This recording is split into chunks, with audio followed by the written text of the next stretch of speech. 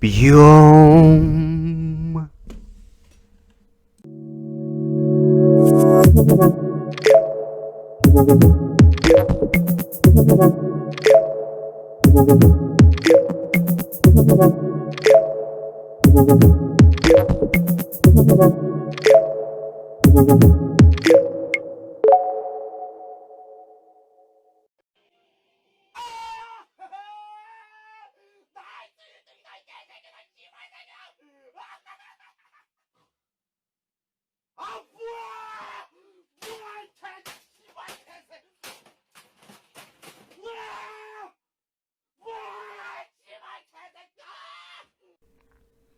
All right.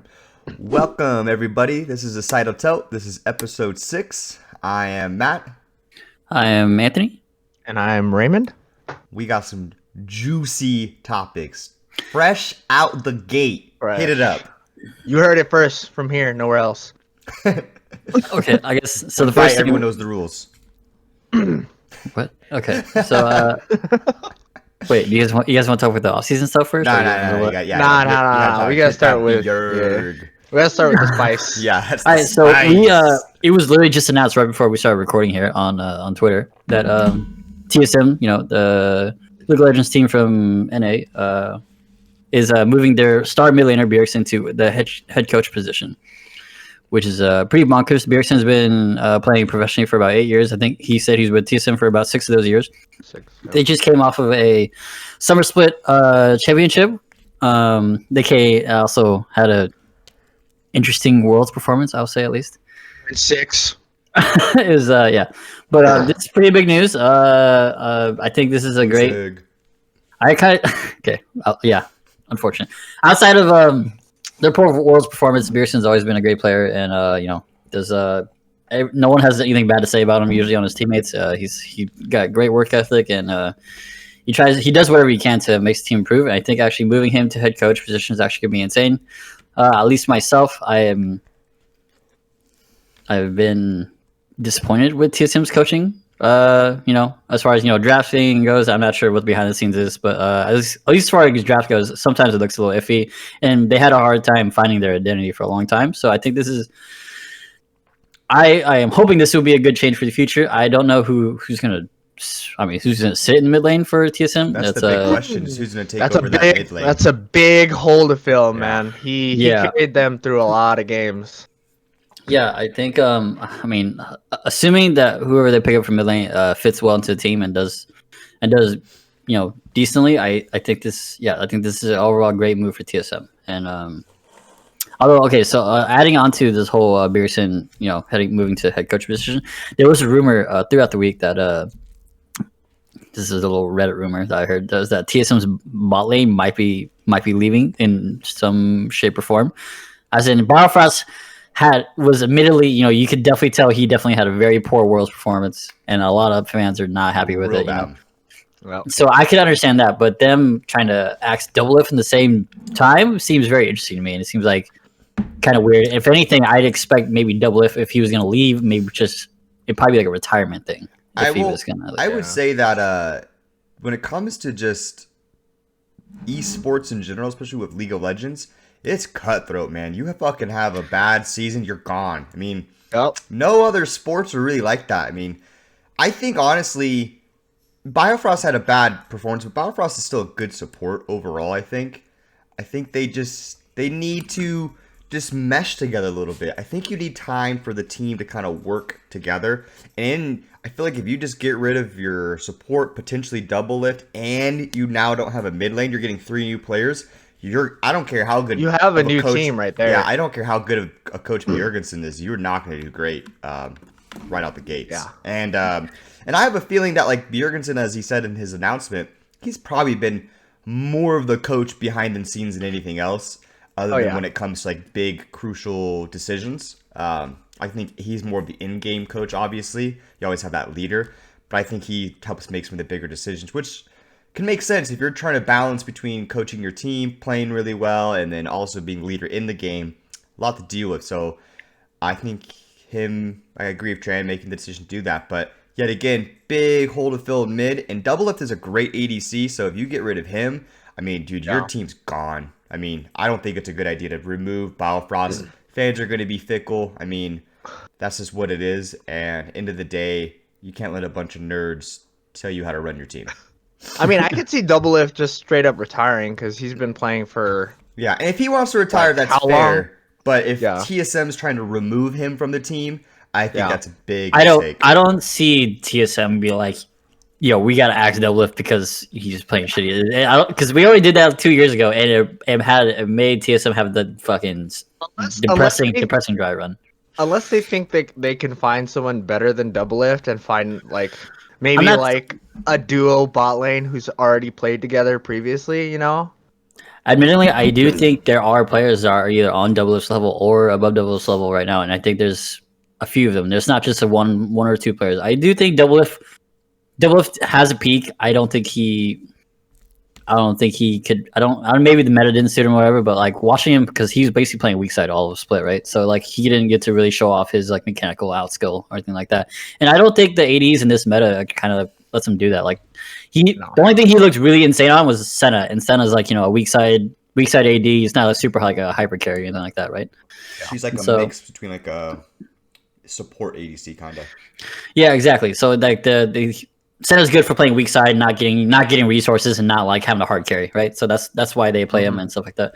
So like, yeah, I can see Doublelift retiring, and then like TSM moving to pick up some up and coming AD carry.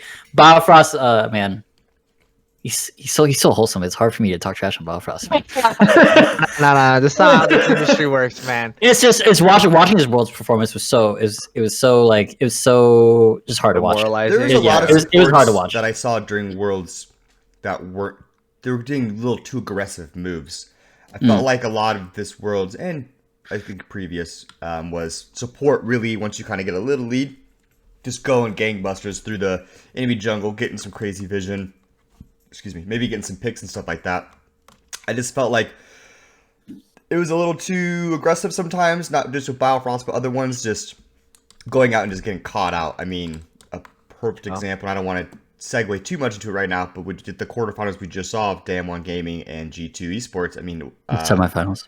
Yeah, the semifinals. I mean, Mythix or whatever his name is. I mean, when he Mickey X. Yeah, Mickey. He was like getting caught the fuck out, especially I think Game 3 when he was Pantheon. It was bad. I mean, it was. Yep. So let's recap real quick. We didn't finish all the quarters last week before we ended the show. No. So the last quarterfinals we didn't discuss was G2 versus Gen G. Yep. If you didn't watch it, spoiler, it was 3-0 stomp.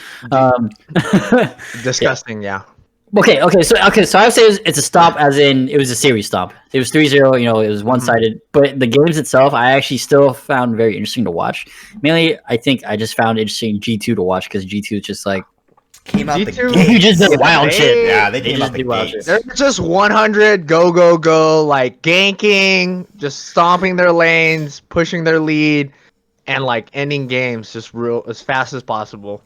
Yeah, it was. I thought even though it was 3-0, like I said, I thought it was still fun to watch, and kind of G2 just out there doing G2 things. Mid gap, please. Caps was actually smurfing on everyone. Buying Medjai, getting 25 stacks, just one shotting everyone with silence ults too. It was nuts. Also, I'm curious why they let Perks have Jin 3 games in a row. Jin, I don't know, man. Yeah, I could say like it seemed like to them Jin wasn't the problem, but he was just doing so well on it. Like you guys keep talking. I gotta poop. Oh my god! What the fuck is this? Okay, whatever. This guy's late for the podcast. He's just taking a dump. All right. So assuming Matt didn't have anything to say about the quarterfinals. Matt thought the game was boring, according to his. According to his text tweet, I was like, I don't know why I thought it was boring. He doesn't want to talk about this. Yeah, whatever. Anyways, I love that series, man. I don't know. G2 is just super fun to watch when they're all like. They're all like clicking, and like they can't just do whatever the fuck they want, right? It's like well, it's like they don't care, but I think they have like very good synergy as a team. Like it never seemed like they were off off page or like didn't really like. So makes a call, and they're all in it, Just man. commit and Yankos, their jungler, just like he was just like everywhere, and he was in the right spot to counter gang, just every game, and it was very clean play on G2's part. Yeah, this is for the quarterfinals. Moving. So, and I just want to say one last thing. Yeah, Caps was literally Giga Smurfing last week. It was wild. But moving into the semifinals, which happened last night, which was G2 versus Damwon. No spoiler if you didn't already know. It went 3-1 in Damwon's favor. I think kind of surprisingly in Damwon's favor. So for me, this series was. So even though G2 lost, they still kind of played the G2 way, which like which like kind of made them kind of look bad. Like Matt was saying earlier, that Mickey X was basically just like feeding. Mm-hmm. You know, he was kind of hitting, but that's like kind of like their play styles. They look for plays all the time, and he's play. I the only thing I recognized that he was super feeding on was the Pantheon pick. Yeah, and I mean Pantheon, if you're behind, you're literally just stunned by. And the only thing you can do is go look for plays. He was trying to play super aggressive, but from behind, so he would like make plays that typically would work if you're ahead. But he was so behind, he would just like you just get CC'd and then die immediately. I've been there. I've been that Pantheon too. Like trying to make plays. I watched you. Yeah. Try to make plays and you end up actually just making the plays worse. But it's like it's hard especially when you're playing Pantheon, who's supposed to be a super aggressive pick and like go look for plays and that. And then when you're already behind and you're playing in solo queue where you can just like kind of make up elsewhere and snowball the game like outside your lane. This is like you're playing against the best people in the world. And Damwon, I mean, they contain G2, which is like I guess like the best strategy towards them. It's just make sure they don't get a fucking crazy and like do some wild shit and just kind of contain them. And they did that, and Damwon came up on top, and that was literally the fastest poop I've ever seen. Hello, what's going on? No, they did a good job. They did a good job keeping Caps and Wonder. Oh my god, I think they did a good job keeping Caps and Wonder just under control. Like Caps, like. If you give him a lead, he's just gonna start to wander and roam and push that lead and give other lanes leads. And he was struggling against was it Showmaker? We're talking about In context, we're talking about the semifinals that happened. He was struggling against Showmaker. Like Showmaker was beating him in the 1v1s. He had CS leads throughout I think most of the series, and Caps just wasn't able to make these plays that he usually does. And same thing with Wonder. Wonder was kind of struggling most of the game, against the Fiora. I forgot what else they played, but Lulu top, which is Lulu top against I was not expecting that, and that was the so that was game 3. Yeah, it was. So watching the game, it really felt like game 1 was like the first 5 minutes were kind of close. You're like, oh, this is interesting, and then it just anytime they went to a different lane, it was just Damwon Gaming shoving it into G2 every lane. You just be all right, and then they pretty much just got beat. Game 2 was close, and it was a good game, and I really enjoyed that. Game 2 was closer, but in G2's favor. They were still stopping pretty hard. Towards, and that was also the Fiora game where it was still closer. But Fiora was dominating. Fiora ended up 0-8 or something like that. Yeah. At the end, but still giving silent pressure.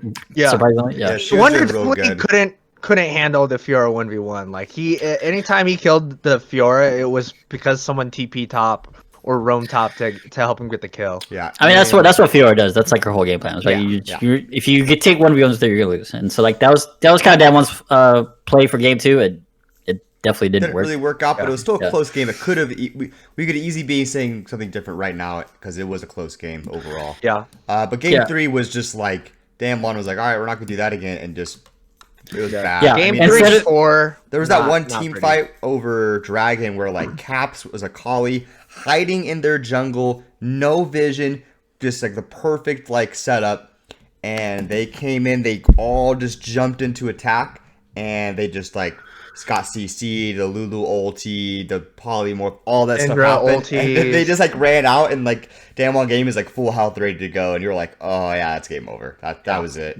You're just this is so bad. Then game 4, the early game started off terrible. Yeah. It was very decisive then. So I would have liked to have seen G2 win because cool. Even though I predicted for Damwon to go all the way to the finals, it would have been cool for EU to at least be in the championship game. But yeah, there goes my prediction. Yeah. I had G2 going to the final. well, I said Damwon and I also said Fnatic, so that was way off. So you basically didn't get anything right. Good job. I got Damwon. Oh, okay, my bad. So yeah, anyway, I just want to, I want to say, referencing last week, I literally just said this. Caps was Giga Smurfing. This week, Caps He got smurfed on. Yeah, he just got contained. I don't know. I don't know if it was because of jungle or whatever it is. Well, mid lane. But yeah, he just couldn't snowball the game like he did last week, and he couldn't. Caps is like ice.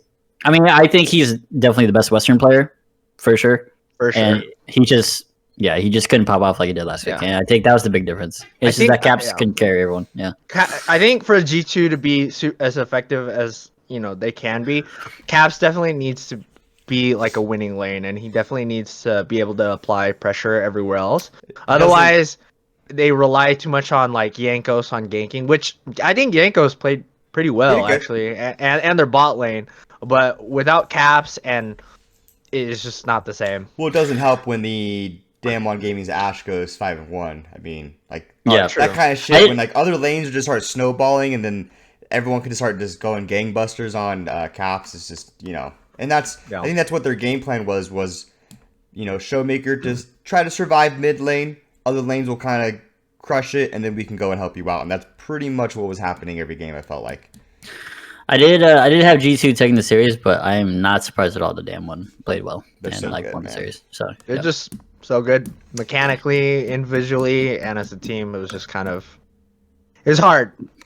I think G2 needed to play perfect in order to win that one. Yep. So we got Damwon in the finals, and then the semifinals to finish tonight is it's Top Esports and Suning, right? The number 1 and number 3 seeds from China. So I'm assuming Top Esports is going to take that. That's my favorite to win. Real clean. So I'm going to assume Top Esports as well. So I'm expecting a Top Esports and Damwon final, unless Suning gets wild and does some crazy shit, which they could because they're from the LPL and they do crazy shit over there. But Top Esports looks fucking great. They're still my favorite. I guess. No, I'm probably gonna have to go with Top Esports in this one as well. Yeah. $20. You guys owe me $20 if Damwon wins. Thanks. What? Bet. You want to pay? Bet. It's okay. Whatever. That's not a thing. Anyways, so yeah, tonight we'll be doing that and then watching that, and then we'll probably hit that off next week. And I think next week we're recording on Sunday, so we can also hit. So we can also watch the final game. Yeah. Final game. Yeah. Okay. I just want just a real quick blip, or real quick thing to catch up on is I'll see some rumors. We talked about TSM earlier. I just wanted to say another announcement that was made from Cloud9, which was Licorice leaving Cloud9, which is their top laner who pretty much had an insane year all of 2020 up until Cloud9 self-imploded on the second half of Summer Split. But he's Sorry, Cloud9. He's been very good, and I'm actually surprised that C9 let him go. But they are moving Fudge from their academy roster into their main roster now, which apparently I don't really watch academy that much, but apparently he's been really good. That's what I've seen from fans. So Licorice moving to a different team would be very interesting. I'm sure he could do well on teams like Dignitas, who really need a top laner. Dignitas had Viper, by the way, if you guys didn't know. Viper played very poorly during the year. He played. Yeah, it was not good. So I mean, Licorice can make a really good improvement to a lot of teams.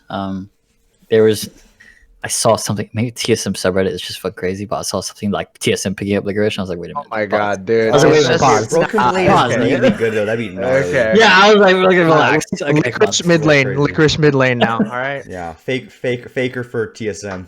Okay. Anyway, I just wanted to give that a shout out. Hey, Faker's been hanging out with Tyler 1. Maybe Faker's like, I want to move to keep it in the States now. Listen, Faker was benched for a little bit, so he might. No, I'm just kidding. He owns part of T1, so yeah. Also T1. Okay. So. Yeah. But whatever. Okay. So just want to give that a shout out. We can move forward from that. Let's see. Last week, we didn't get to this subject is called wasting money. I guess we can talk about that. The iPhone 12 was announced last week. Are you guys excited for it? You guys gonna buy it? Yep. I don't know. Do you guys have iPhone 11s? I have an 11. I get a new iPhone every 2 years is what I kind of do. I stick to the old way of every your 2 years your contract's up, you can get a new phone for free kind of thing. Even though it's not free, it's not a thing. But don't get debated. I'm the same way.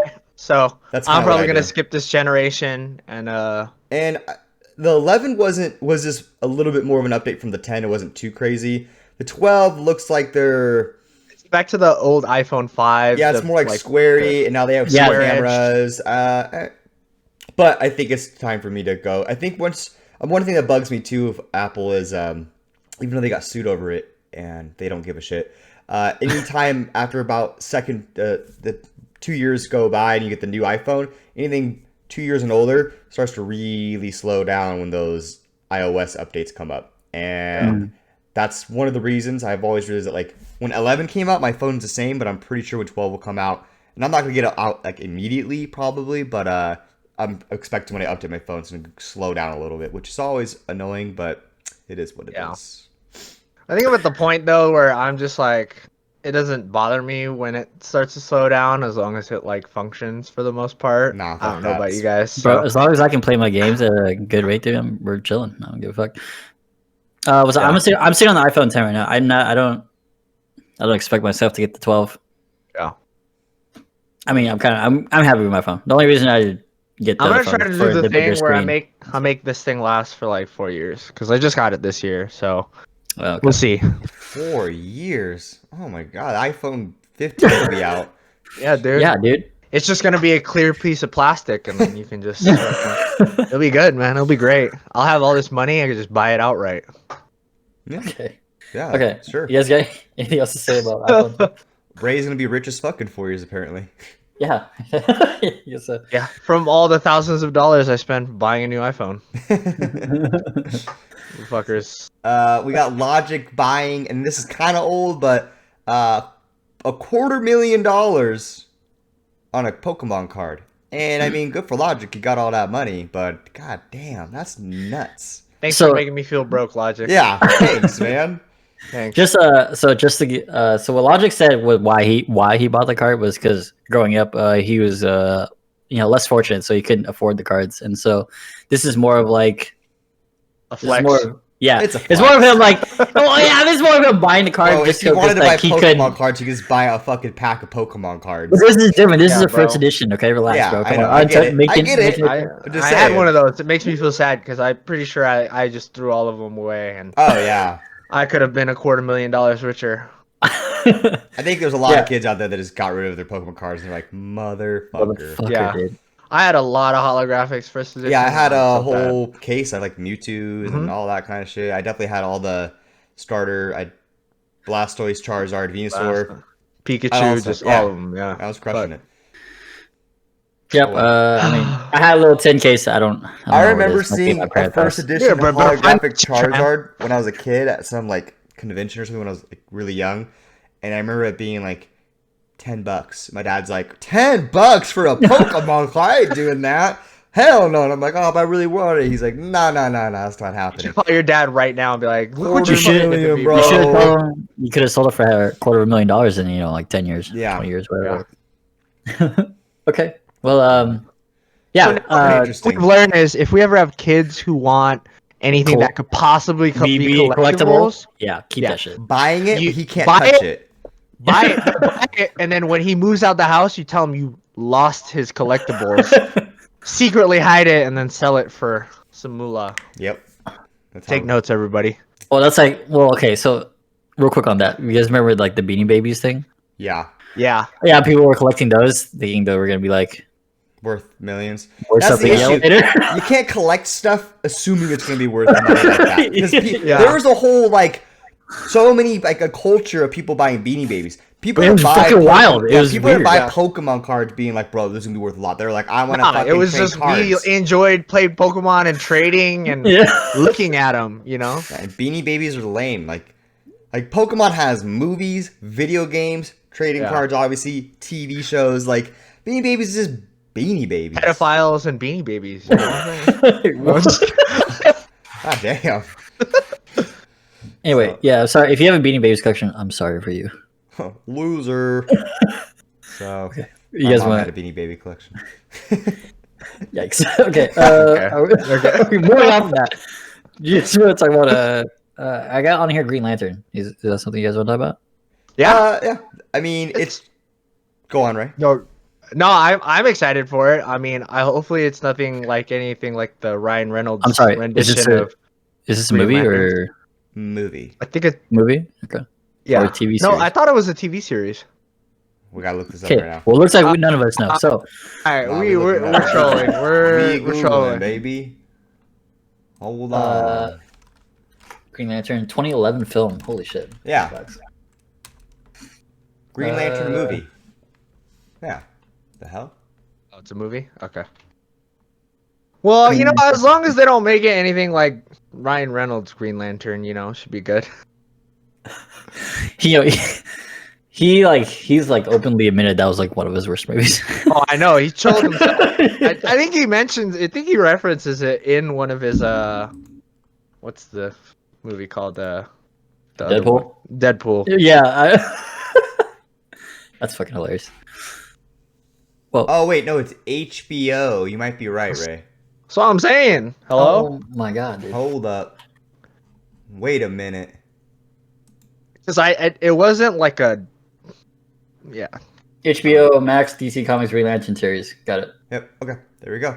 That I think honestly, I like TV series a lot more than movies sometimes, especially when it comes to like Yeah. the superhero thing, because there's so much going on with it. I think it's a better idea. Now obviously Marvel has only really done they've done a lot of TV shows too, but their movies are fantastic. So definitely not gonna hate on it. But if, imagine if like they made Avengers and like do a TV show that was just as good. I mean, that'd be dope. So Bro, talking about this, I wish they made Warcraft into a series instead of like that one movie. Maybe they could do so because there's so much story to it. There So could be much more. lore. There's so much like.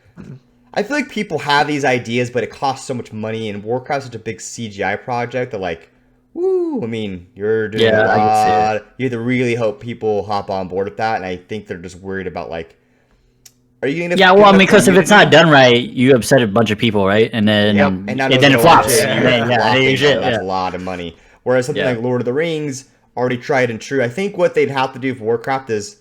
I think the Warcraft movie showed what the reaction would be like, and I think it's a bad interpretation because I think they could have done a lot more with that movie and gotten a lot of better. It was only like an hour and a half, hour 40 minutes. Something. It was a short movie. I thought I enjoyed it actually. A lot of people don't. I liked it a lot. I just think they I don't know. I just think they could have done a little bit more with it and maybe done some better like advertising for it because the fantasy realm is very liked. I mean, look at Lord of the Rings, look at Star Wars, look at Game of Thrones. Like, in Warcraft it's a nitty gritty dark world. I mean, it gets nuts, and I think it'd be cool to do that. I just think there's a lot of people too that see Warcraft and think World of Warcraft and think like, oh, that's for nerds, and Game of Thrones is for cool people that like fantasy because there's tits in it. Yeah, I don't know. Maybe that's see some pork titties or something. Yeah, CGI titties in there. Oh, no, I don't. Do whatever you want. I don't know if I hit on this last time, but I think I might have. But like, anytime like in those big time movies and shows when they have like sex scenes, I'm like, I don't give a fuck about this, man. Like, get onto the story. So I don't think that's what they should do, but maybe that's what they need to do. I mean, throw some night elf titties in there, purple titties flopping around. Yeah, I mean, I kind of want to say I'm okay with the Warcraft movie. I kind of liked it mainly just because it was like in the Warcraft setting. Yeah. You kind of wish they did more with it for sure. Yeah. Agreed. So, well, going back for me at least, I think superhero movies. I don't know, DC. I don't think did a very good job of like with the superhero movies, just how they went about it. The movie they have is Wonder Woman. Yeah, and that was great. I like that movie. They liked it, but like it feels rushed when DC does stuff because I think they're trying to keep up with Marvel, and so their movies don't come out well. And I think doing like a TV series and just like going through the lore and like really expanding on the characters would do some justice rather than just like, here's a fucking Justice League movie. Yeah, you haven't seen Justice League some of was these so characters before. rushed. It didn't make sense, and Yeah. their movies are pretty corny now. I feel like they had a good thing with Dark Knight. I think we've touched this before too, because that was amazing Batman series. And then they went more, which I mean, that's like world renowned, man. And then they went more like, they try to copy Marvel by going more goofy and stuff. And then Joker comes out, which I don't know if Warner Brothers made that movie. I mean, they technically own the rights, but it was dark and people really liked it. And then you get things like Aquaman, which is like a little too goofy for me. It wasn't a good movie, but it was just like if that movie disappeared from the face of the earth, I wouldn't be upset, you know? And it wasn't that good. Wonder Woman I thought was really good. I don't know. Yeah. And it had like some funny comedy, but it was a little bit more, I think the more serious tone with DC, because DC's always been more as like a darker kind of superhero thing is what they need to do. And I think people need to not copy what Marvel's doing. Just be true to yourself, I guess. Is what I would have got it. Because that's do you guys think? Go on. Oh, sorry. Do you guys think the backlash that like DC receives for their like the recent movies is due to like maybe because Marvel like they started with like Iron Man from like way back in the day, and they had like a bunch of different superheroes movies, and then they kind of converged into an Avengers movie eventually, right? It didn't feel like it was super rushed. It was like a big thing when they was like a 12-year timeline of movies. But like recently, DC's just like shoving out all these like individual movies, and kind of like a few of them. It was like Batman and like Wonder Woman, Batman and, like, versus Superman, Wonder Woman, and then they're trying to do like a Justice League so soon, right? It's like they're like one issue. Yeah, they're just trying to rush it very quickly. Yeah, they're trying to rush it. And one issue too is a lot of the superheroes that they're showcasing aren't interesting. Superman is not a fun superhero, honestly. He's just this invincible guy who can do whatever he wants, and that's pretty much it. I know, like in the comics, he like eventually dies or whatever like that. But I mean, overall, like when you're watching the movie, you're like, what's gonna happen? And like he's invincible. He's just. It's cool when it first came out, like way back in the day, whatever it was, 50 years ago, however long, in a comic book. Like, that's so cool. But now we really look at it, it's like, this guy just got like no weaknesses. He just could get stronger and stronger and stronger. So it's just like kind of boring. That's like how Captain Marvel was for me too. It was just like this invincible chick that like, it's like, oh, okay. And that's why I felt like in Avengers, when she didn't have a big role, because it's like either you have her be the main showcase and beat Thanos, or you watch Thanos punch her across the world and you don't see her ever again. Like, I feel like that was the better role because it makes more at stake. You want your audience to have like feel like there's something at stake when you're watching a movie. When you're watching a Superman movie, the heroes need to be able to lose, right? They need to be able to lose. You don't get that with Superman. You get that with Batman. It's just a rich dude, and you're like, oh shit, man, like. He could get murdered any moment. In the back of your mind, it's not going to happen because that would make no sense. But when you're watching Superman, you're just like, you're more watching like, how is he going to win? Is he going to laser beam him? Is he going to freeze him? Is he going to like, is he going to pick him up and just take him to the sun because he can do that? Because he doesn't die from the sun, he gets stronger. It's like, the guy is invincible. So that's my thing. And then they always make it more love story because, and then I know no one cares about that in the superhero movies. I don't know. So do you think like I think DC should just cut Superman out? No, I mean he's like the main staple of. They got to figure out a way to make Justice him interesting. League. Yeah. Everyone has kryptonite. All right, fuck it. Yeah. You gotta make. I mean, you gotta make it a way to make him like him more interesting than basically throwing the love story in, because that's what they do is they make whatever his girlfriend's name is, she's the one who might die, so who could be in trouble. They make the audience want to care more about her and how is Superman gonna save her, which honestly doesn't really like drive me. I don't care if she dies. I don't. Love interest in superhero movies is, I feel like. Well, I mean that's kind of like the Captain America thing, right? Because I don't think Captain America might not be able to fly or anything like, but he doesn't. I don't think I've ever seen really like in danger, but other than his like love interest being in danger or something like that. Yes, right? And a lot of people would say that Captain America is not one of the best Marvel movies. I actually like Captain America, but a good example is they made it interesting though. Like his lore is interesting. The things he had to do was interesting. It was fun, And then the first movie was very lore based. Second movie was like, bam, Winter Soldier. You got a guy who's just like you, who is, you know what I mean? That and I don't know, they made it more interesting. I feel like Marvel is just better at making movies. Sorry, Warner Brothers. Yeah, I mean that could just be it, honestly. Yeah, they have better storyline and like maybe Disney should make a Superman movie, and then I'll fully be like, either Superman's is not a good superhero to make a movie out of, or it'll be great. I'm like, yep, you just suck, Warner Brothers. I'm about to say, man. You know you're not paying $30 to watch that Superman movie on Disney Plus. Yeah, you know what? That's actually I kind of want to talk about that real quick because we kind of are getting to that. So AMC may go bankrupt by the end of this year, and there's also rumors that, well, especially with Netflix pumping out their movies, that they may might be watch kind of movies at your house. And Disney's also thinking that what they did with Mulan, they might just start doing from now on. Now, I think $30 is way too much, but I mean, Ray and I were talking about the other day, I don't think going to the movies is all that great. Like, I do it for the popcorn. Yeah. Some movies I'd want to sit in a movie theater for and like have that full experience. The big screen is nice, like if you're gonna watch like Avengers. Like, but end of the day, come on, man. Yeah. But end of the day, nowadays, I mean, getting the big screen TV isn't like that crazy expensive anymore. I mean, it was different when you had a fucking 20-inch box in your living room that had like static running through it, and when you went to the big screen, you're like, this is nice. But nowadays, I mean. I think we got our 55-inch for like $450. Like, it's 4K, it's all that shit. It's like a Black Friday. It's pretty cheap now, and you can get it's maybe setting up surround sound is a little bit more expensive and a lot more to do. But overall, if I could like spend like $10, maybe even 15, and sit on my couch and maybe have some friends over or something, I think that's well worth it for me. Other than like leaving my house.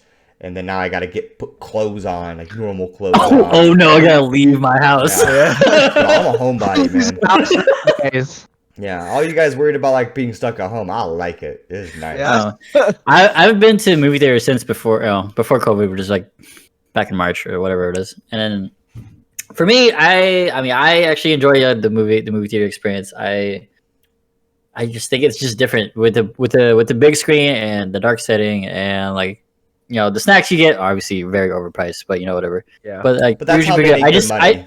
Exactly. But for me, maybe I just don't have the exact same setup as you do. For me, it's still different than being in my living room with a dark setting with like a decent sized TV. It's like it's a different setting. It is definitely different. I agree. I still enjoy the movie theater experience. But I mean, I can see just why. Don't need it to enjoy a movie. Exactly. I can see why it's dying now, and you can. I think.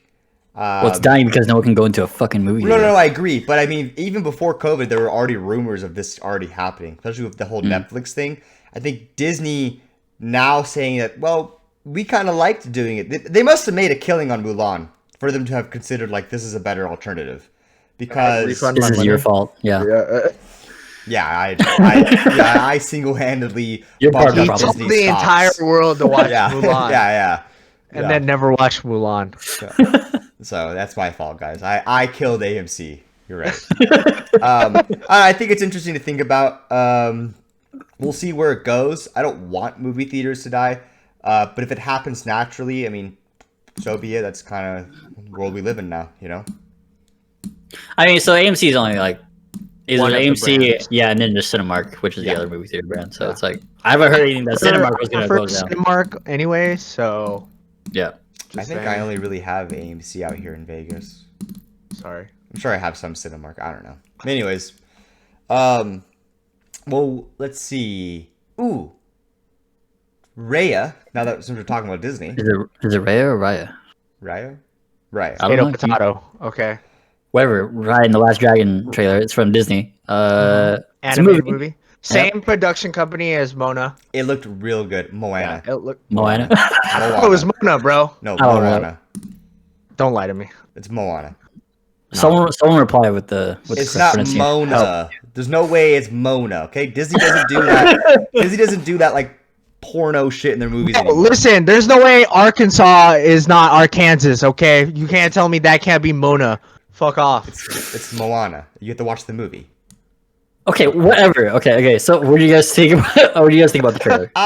First of all, I love dragons, so anything that has a dragon in it, I'm gonna watch it. But anything with ninjas. Did it even show a dragon? I thought it was only like statues of a dragon. No, did it show a but dragon? it has the word dragon in the title. So Oh, it has dragon in the vicinity. Got it. Okay. Necessarily there's a dragon in it, Matt. Yeah, it's cool. It looked pretty neat. Like she's like a ninja. She's like really poly, and then it looks like she gets armadillo. Yeah, whatever. And then she gets older. It looks like because the armadillo got like really big, and I don't know. It seems like it'd be a cool, fun movie to watch. I always like the Disney cartoon movies.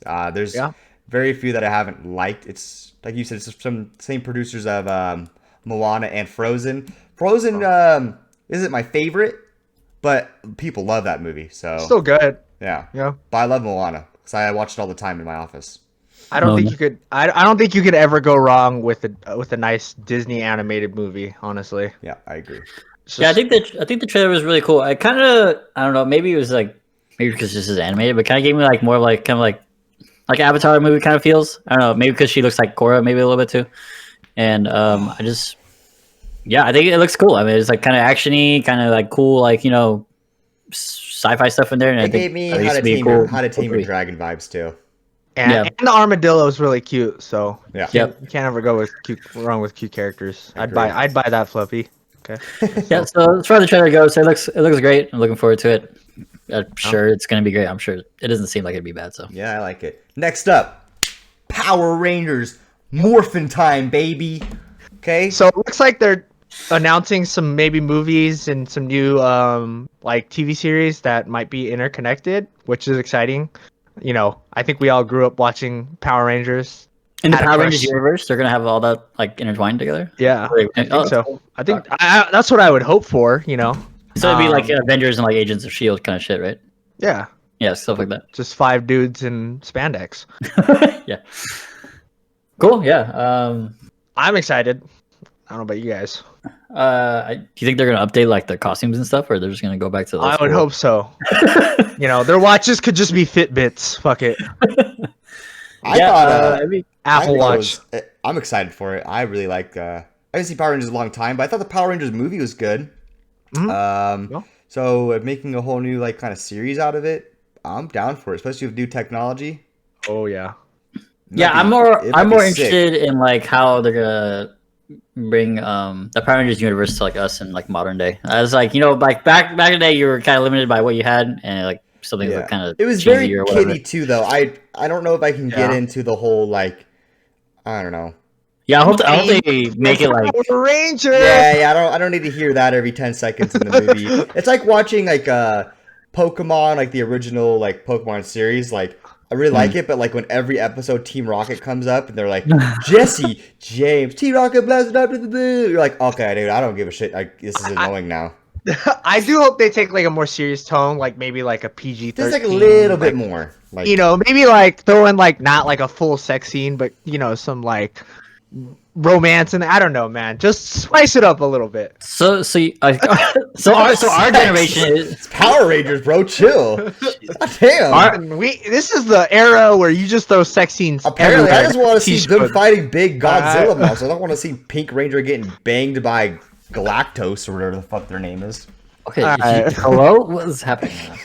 Samuel L. Jackson as the floating head guy, and just have him yell curse words at them. I would pay to watch that. So our generation is obviously familiar with Power Rangers. Do you think the generation after us is familiar with Power Rangers, or do you think they're going to care as much?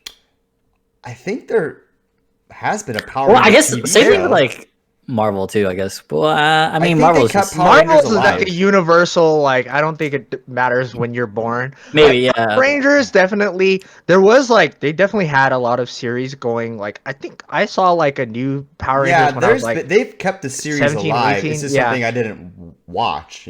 Yeah, it's very cheesy, and I think that was not appealing. Yeah, it's good. It's better for kids, which is fine. Yeah. That's what. Well, assuming they're trying to appeal like our demographic, I would hope they make the movies a little more mature. Yeah. So. Yeah. Yeah, I mean that's just us being selfish, hoping they just make it for us. But yeah, I'm down. Yeah, fuck everyone else. So. Fuck everybody else, dude. All right, so moving on. You just want to talk about? Let's see. I guess going back to DC. Jared Leto's going to play Joker again in Justice League. You guys want to talk about that?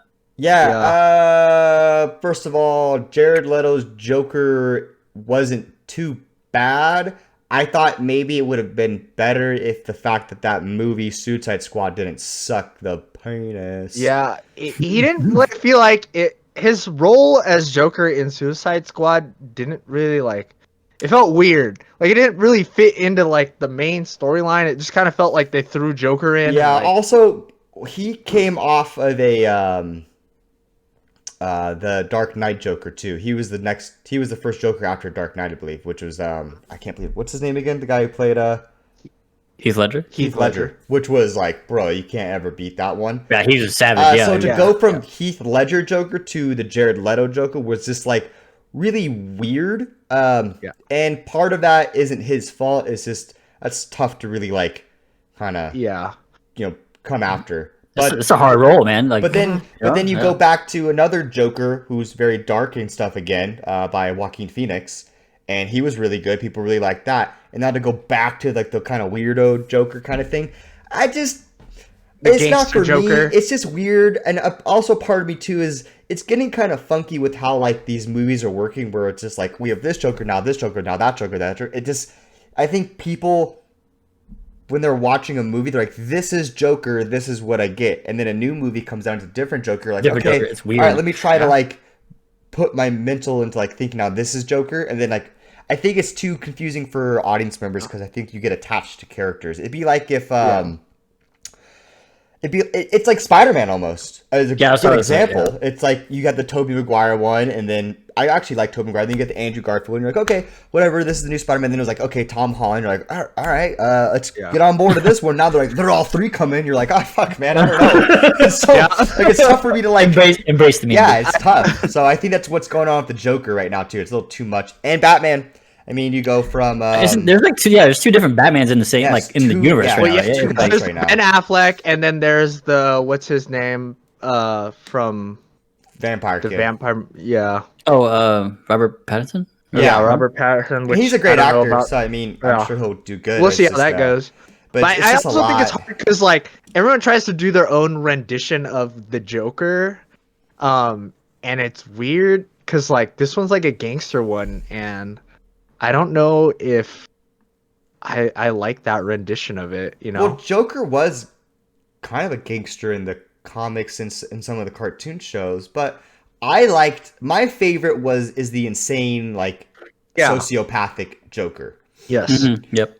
Which I think is what Mark Hamill played more of in his in the cartoon series he did, was more of like the sociopath kind of one, which makes sense. He's like the perfect, like, for all you D&D nerds, chaotic evil guy. Just fucking does things for him. Doesn't care about getting money. Doesn't even care about killing you. He just does shit to like. He just does shit because he wants to do shit. Yeah, he loves to fuck around. Some people just want to watch the world burn. It's a great quote, and I think that like, that's when I saw the Heath Ledger joke. I'm like, this is perfect. And Joaquin Phoenix also nailed it too. I feel like so it's just a weird change, and I feel like if you're making a movie series, and you're making superheroes, you got to stick to one. What am I going? Am I going gangster? Am I going to go for the insane guy? Am I going to go for different ones? You got to stick with it, and that's it.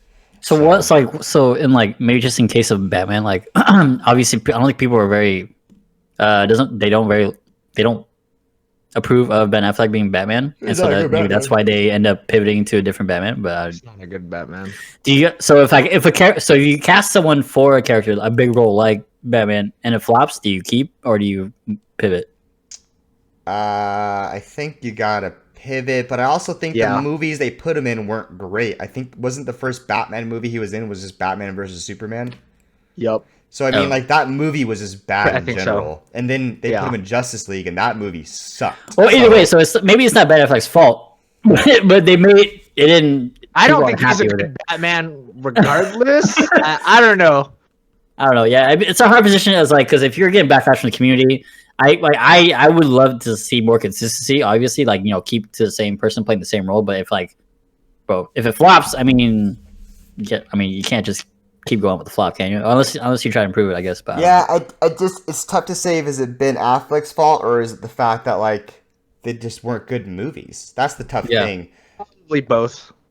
Yeah. A little bit of both, yeah. I'm gonna be honest. I didn't even watch Justice League. I just heard that movie. Every time I walked around, I heard that movie was trash, and I was like, "Why would I waste my time?" I didn't watch Batman vs Superman because all I heard was bad. type of shit. I watched all of them, and I think I mostly watched Justice League just to see them introduce like the newer characters. But overall, as a movie, it just like it felt like they're just waiting for Superman. Superman's gonna come in and beat everyone's ass. It's like Dragon Ball Z when they're all waiting for Goku. Everyone's like, everyone's getting their ass beat, but we know Superman's just gonna come in, beat some ass, and then leave. So I don't know. This whole podcast is just shitting on DC. Got it? Listen, man.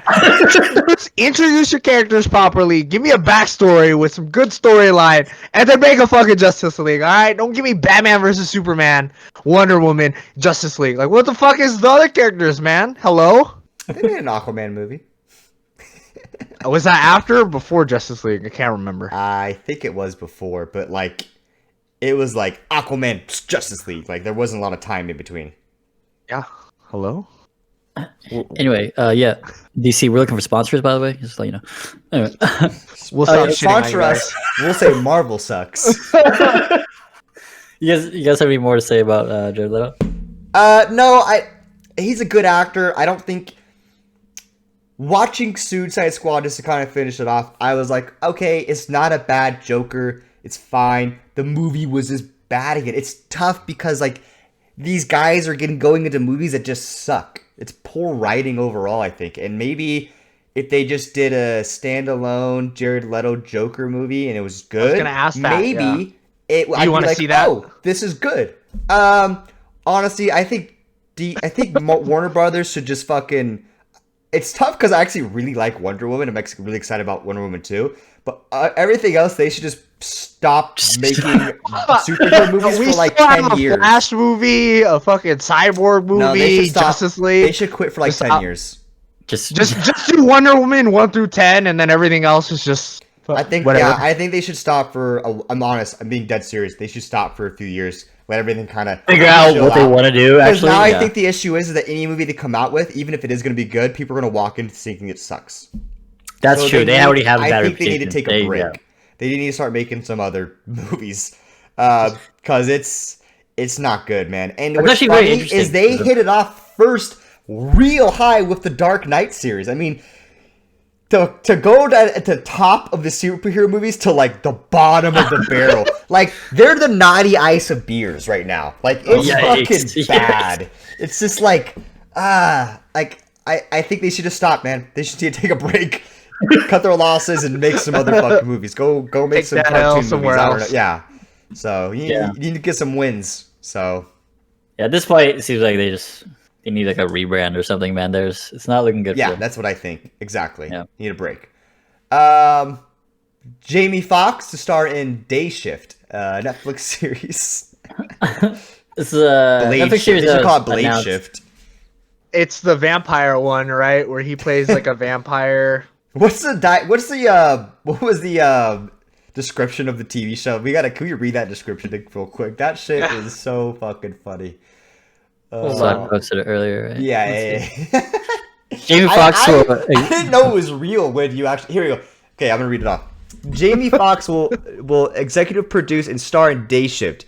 In the film, he will play a hardworking dad who just wants to provide a good life for his quick-witted 8-year-old, but his mundane pool cleaning job is a front for his real source of income: hunting and killing vampires.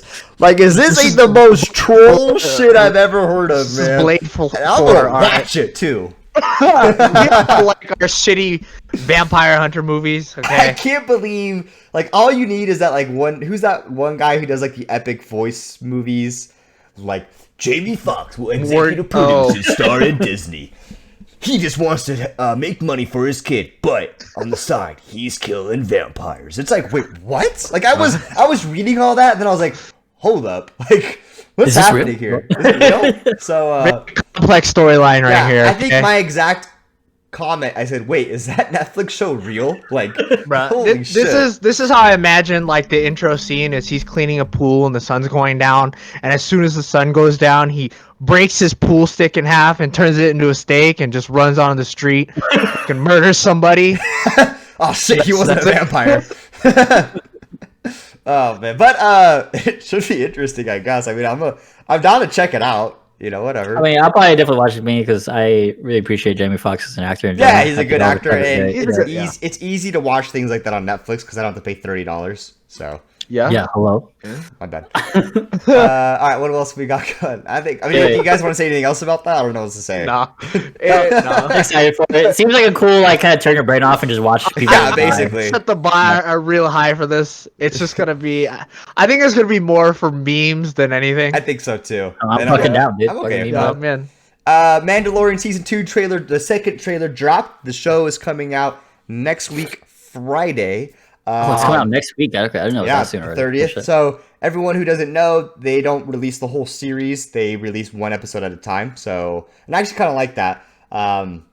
Gives you something to look forward to. My wife and I watched the whole series together, for season 1 together. So we're really excited about season 2. We even started rewatching season 1.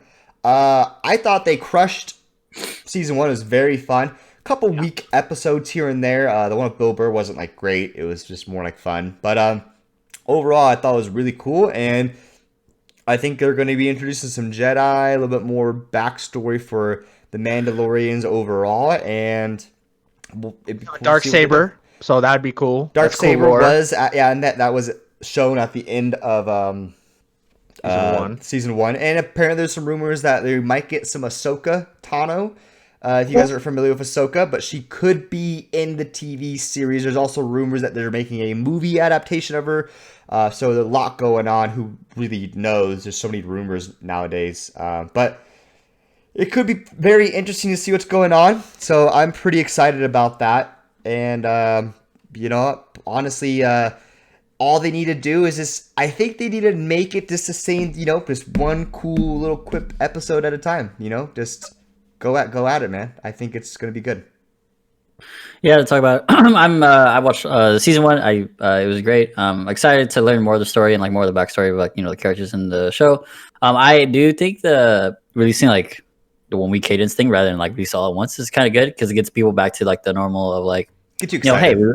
it gets you excited. You have Excitement. all week to look forward to, and then it brings you back to like this is like a thing we do every week. We get together and watch the show Yeah, together. and it brings people to something to talk about for a week. Actually, I think it makes it's better hype for the show because For sure, because it gets people to I think it's talk better before for the community because Yeah. you talk about each episode Yeah. and there's not like spoilers, because some people binge watch the shit out of it Yeah. in one 'Cause day. once- I was And then- one of those people. Yeah, yeah, because when a You don't season have as comes many out, spoilers. Yeah, when a full season comes out, like everyone watches it real quick, then they talk about it for a week, and then no one talks about it anymore.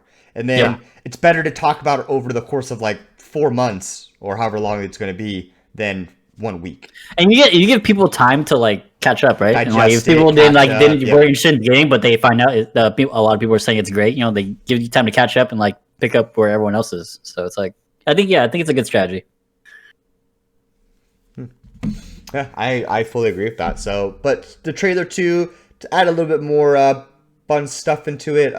It was trailer 1 was more. They showed the big bomb of like Jedi potentially being in the show, and then this one looks more about him seeking out other Mandalorians to help him get the baby Yoda or the child, I should say, back to his kind. So Yes. they dropped that too. So it wasn't just Jedis and finding out more Mandalorians, their story. We might find out some more about the Yoda species. that'd be Which exciting. will be crazy because one thing that George Lucas always did was to never have any information about Yoda's kind. We don't even know the name of his kind. That's not canon at all. There's no information on that. The only Yodas we have are there's Yoda. I think there was Female another one. character. There's a female There was one a in the female one, prequels. yeah. And then there's 1 or 2 in some of the video games, and that's really it. And you still never have any information about their kind, what planet, anything. We just know that the only thing we know now a little bit more of is that at 50 years old, they're still babies, which makes sense because I think Yoda died at like 900 something. So Yeah, he was very old. George Lucas has been holding this in his back pocket for a long time. I don't think George Lucas, honestly, he doesn't know. He just made a character. And he's like, I don't know what to do with this, man. I think he wanted to make it unknown. And you know, it's his creation. That's fine. I think having some unknown is always good. It's cool to have that because it always keeps people guessing and looking forward to something. And that's one thing I hope that Disney doesn't fuck up with is if they reveal information on the species and stuff, I hope it's not like dumb because it'll ruin decades of this cool like mystery, and you don't want to do that. I think honestly they should just keep the mystery alive. Yeah, you kind of let people like kind of make their own story, right? Or like what they would think. Or like, theories. But even in all the extended universe and all the books or anything, like no one ever like, because it always had to get approved by Lucas Arts, and I'm pretty sure anything that ever came up like, oh, Yoda's gonna be this, he was like, no, that's not what we do. And I think they should just stick with that. It's cool to have like this unknown, like super, Force guy kind of, Yeah, and he's kind of like he's a big role, but he's not like a main role. But he doesn't have a lot of backstory, and so it's like he's just a mystery. It is a really good character. And it's like the little character development we have of like the Yoda species. It's enough, really good, and it's like good. Just a little bit, just keep you interested. And so far by adding like a baby, whatever species he is, it's still very unknown, and maybe even more unknown because now like you're learning more information, but you have more questions. Because for a while we were just like, Yoda's just Yoda, man. That's what it is. Now you're like a baby one. You're like, what the fuck's going on? Only one. And now there's tons of. Is he a clone of Yoda? Is he actually a different species? Like, is he the same species but like a baby? Whose kid is it? Like, how do they procreate? Like, where did they find this baby? Yep, keeps it alive, man. So, and why is it captured? Why was it being held by bounty hunters? So it's pretty cool. Cool. Looking forward to it. And do we want to talk about? Do you play Uncharted at all? I never played the Uncharted series, so I've watched a playthrough of Uncharted. Okay, well, Tom Holland's gonna be the guy from Uncharted. That's basically the information I have for that. So, I mean, Uncharted is based on a video game. So. I don't know. I'm excited to see. Yeah, I'm excited to see if they make a good movie adaptation of this, and I'm excited to see Tom Holland play a big role. That's not Spider-Man. Because I know he has played other roles, but this is like supposed to be a bigger one. So that. I like Tom Holland. I think he's a good actor. So I think he's a fun. Yeah, it's fun. Yeah, seems like a fun dude. So I think the story is gonna be really cool. Uncharted is kind of based off of like this guy who like kind of hunts around for treasures and stuff like that. And so I think it's like you guys remember, it's like a wow. I can't think of Indiana Jones kind of. Indiana Jones, yeah, Indiana Jones, Lara Croft kind of thing, and I think I just think it's gonna be kind of cool. I just because they can do a lot of different stuff with the story and like different adventures they can go on. So I think Tom Holland's got a good role to like really define his acting as something else other than Spider-Man. So yeah, this role, yeah. Cool. Fast and Furious is ending with Fast and Furious 11, and holy shit, I can't believe they made 11 they're gonna make 11 damn movies of this stupid series. Yeah, so for context, we're on Fast and Furious 9 being released soon, and so they officially announced that they're gonna end with 11. Can they go back on that? What if they like? Please don't listen. I love the Fast and Furious series, but we have to stop. Okay, it has to end. Okay, give me some closure. Bro, where is the Avengers crossover? Okay, come on. Listen. I love Fast and Furious, man, but it's getting way too cheesy. Motherfuckers are catching cars now with their hands. I don't know, man. I love it. Okay, we need to go back to the old street racing days. It's getting too wild. It needs to fucking end, and that's what I love the series, but I think Fast and Furious 1 was like, that's cool. 2 was like, that's pretty good. Tokyo Drift and stuff. And then it was like, I remember like, I don't know, I got on off my life and was doing other stuff. And then like, the next thing I know is like, I was getting a trailer for Fast and Furious like 5, and I was like, what? There's 5? And then I think I watched it. I don't know, and then took a break, did things in life, and then I was like, fucking 8? What is happening? How can you make like why is The Rock in here? God. And I think the funny thing is like everyone still watches it, and it's like next up, Fast and Furious is gonna go in space. I think Like, everyone's oh, still God. watching it because like we started with one and we're like we have to fucking finish this.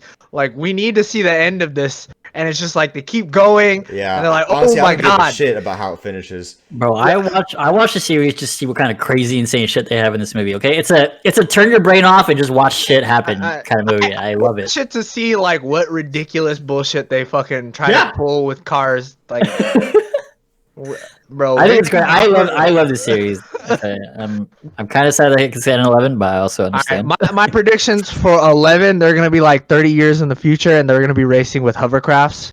Fucking. Okay. It's They're gonna be going straight time up, traveling. it's Yeah, gonna be they're due for a time traveling movie Yeah. for sure. So, they're gonna you go know. so fast they time travel, and it's gonna be like in the fucking who's that one? What's that old Speed Racer show? They're gonna be like in the Speed Racer world, and it's gonna be a mix, and they're gonna race around planets, and it's gonna be fucking terrible. It's gonna be just a cutscene of Star Wars in the fucking pod racers, and that's gonna be fast. That's the Furious 11 right there. Yo, you know what they should do is they should make this a straight up pod racing series, like a I would watch that. I'll say that when I want people talk shit about like the prequels, I'm like, I don't know, man, pod racing was dope. That was I great, really dude. like the pod Yeah. racing. If they made a cool series, no Jedi, no Force, just people doing pod racing, that'd be sick as fuck. Disney, pay me at least $1,000 for that idea. Maybe. Hit me up, baby. Right, TM, please. Yeah, hit me up. That's a good idea. Pod racing TV series, I'd watch the fuck out of that. Fast and Furious, Star Wars. Ooh, yeah, I'm down. Okay, I don't even know what this is, so Trent, you can hit the next topic. Okay. So it was announced this week that Quibi is shutting down for most of the people. So what the Listen. fuck's a Quibi? Quibi is okay. Is that a type so of Quibi- like shutting money currency form or? No, so Quibi was supposed to be a platform where people have like little short like shows, like little 10-minute, 15 episodes or something like that, and like you're supposed to be like a show, like you watch it like every week or something like that, and like you get the story and like it's supposed to be mini TV series basically, right? And they had like these big name actors in it. I know like Kevin Hart was part of some. He had a comedy thing, I think, where Yeah. I forgot what it was, but yeah. But like it's like not like lowball actors. Like they had like real name actors in there, and like they made these TV series and they're shutting down in December. And no one's ever heard of this. No one knows what Quibi is apparently. So Posted this, and I was like, what the fuck is this, dude? yeah, so I know about it. I was actually surprised that no one else knows about it. Apparently, I was like, I thought at least Solar would know about it, but apparently I'm the only person that knows about it who This is posted why about it. they're shutting down, Tran. Yeah, this is probably the reason why is because no one fucking knows about it, and it's just like it's kind of weird that they invested so much money into like getting these big name actors, write these scripts, produce these shows, and they can't get their name out there. Like, what the fuck are you guys doing? Listen, I feel like I don't know. It just seems like that market, 10 to 15 minute like videos. Like I don't think you can create a platform for that because we already have YouTube. We have like Netflix and all these other gigantic streaming companies, and now you're trying to pick like this very specific like weird niche 10 to 15 minute video market Yeah, that like you could just put on YouTube and do like on YouTube. it does seem like I don't know. It seems like a good idea on paper, but maybe just not in practice. So, Because it's like so you're telling me a Quibi is not a form of currency used in England, right? no. Okay. So yeah, so it's like the streaming service which serves up shows in 5 to 10 minute chapters formatted to fit a smartphone screen. That's basically what a summary of it is.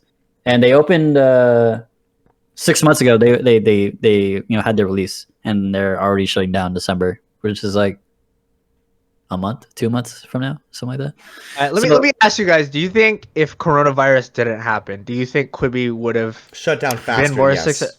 No, I actually think if anything, coronavirus should have made it better because people are stuck inside their homes and not leaving. They have nothing else to do, so True. they have like really True. really terrible marketing. Because like if you guys didn't know about it, I mean, there's no way you would go watch it. So there's I don't know where I heard it from. I must have just been like watching streams or something. I think, but It was It's probably just- one of those skippable ads on YouTube, and you're like, it's just I don't super care. weird that they would invest all this money into like I said, for the big name actors, and then to produce these scripts, and then to make these shows, and then like They just blew all not- their money on the content instead of the marketing. and just not get their name out there, like even like remotely, like it's weird. Yeah.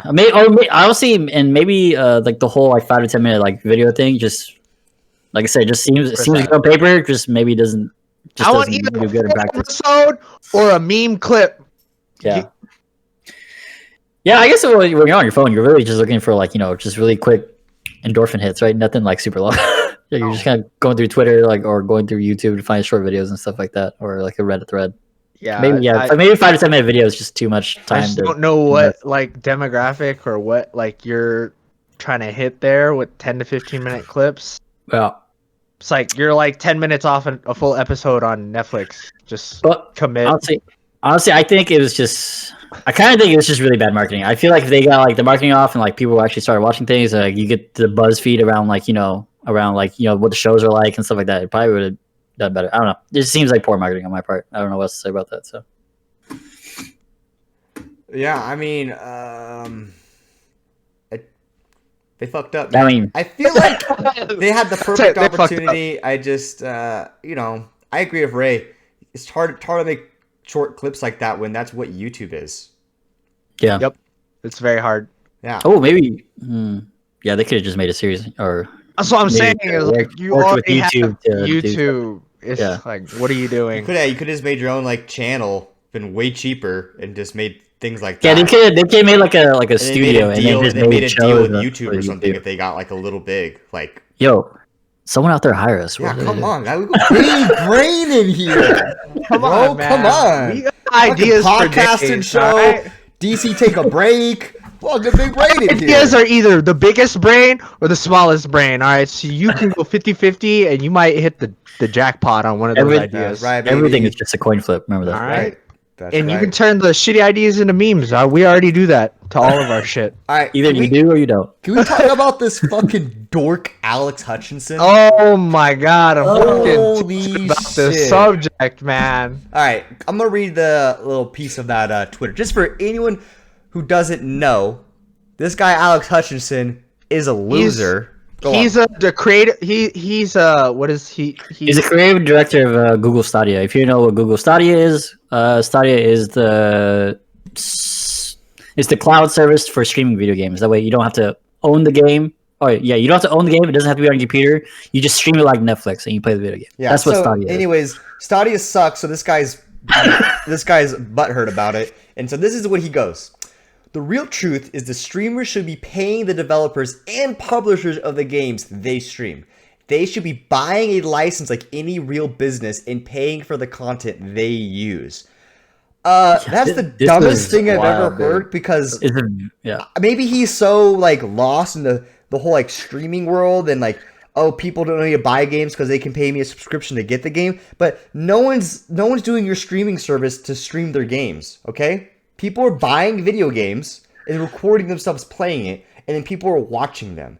And if anything at all, it has helped the gaming community phenomenally. Because I don't know how many games I've bought and played because you saw someone else play it. Was playing it. I got into indie games because I watched I'm a Cutie Pie play fucking indie games in between league matches. Like. And I bought a lot of he's done. I played hours of them. Like Among Us. I mean, that is the only reason Among Us got so big is because streamers played that game. Imagine Among Us people, the creators of like those video games, should be paying the streamers, which they sometimes do. But like it should be like a mandatory thing. It should be the other way around. This guy's so fucking lost. It's crazy. It's wild because I don't know if he understands like the concept of like a license, but like you pay money for the game. That is your license for the game. Like that was also really weird. This is Google. Get rid of this man. This is why Stadia sucks because this guy's an idiot. If a game is free to play, why am I like I don't? It's just just talk about the guy's Twitter profile real quick. So before he tweeted, his whatever dumb tweet. Ooh. Yeah, he didn't in his profile. It didn't say anything about his opinions or anything like that. But afterwards, after he got blown up and like Google had distanced themselves away from this guy, he had to put all opinions are my own on his profile to make sure people aren't blaming Google. But yeah, it's just the whole So I think what causes this is like publishers just obviously wanted to make more money, right? They just this guy is what he's talking about publishers, and he's like he wants to have more money on their side, but it's like at the same time, I don't think you understand how like he doesn't like understand how streaming works, like the community is, right? It's like it's kind of weird. It's just like a really concept. I buy a game, I stream game, people watch me play game. That's it. They go buy your game. And because like people streaming is an advertisement. Yeah. It's like marketing. Yeah, that's like saying if I want to watch a football game, I have to buy both the fucking teams because I need a license to watch them fucking play. Like it's the dumbest. I just that guy needs to go. You need Superman to come up, pick him up and take him to the sun. That guy is he's. Yeah, it's just I'm so confused, dude. It just makes no sense. Like that's like the most nonsensical thing I've read all fucking week. I just like what? I don't know. Whatever you took, man, before tweeting, you gotta cut that shit out right now, bro. Yo, he took some strong edibles. You know what? I want that. You hit me up with whatever you got. You are the Donald Trump of fucking gaming industry right now with your tweet, bro. Yeah, the gaming community definitely gave him a lot of backlash. He's definitely just. He got blasted very quickly on Twitter. It was pretty quick. And unverify this man, please. Honestly, yeah, it was like for someone who works like kind of like near the community. Try to make a gaming platform. Yeah, bro. Like Starting was already probably not doing well, and it's probably definitely not going to do any better now. So. No one buy this man. Never mind. I'm not gonna say that, but Jesus Christ, dude.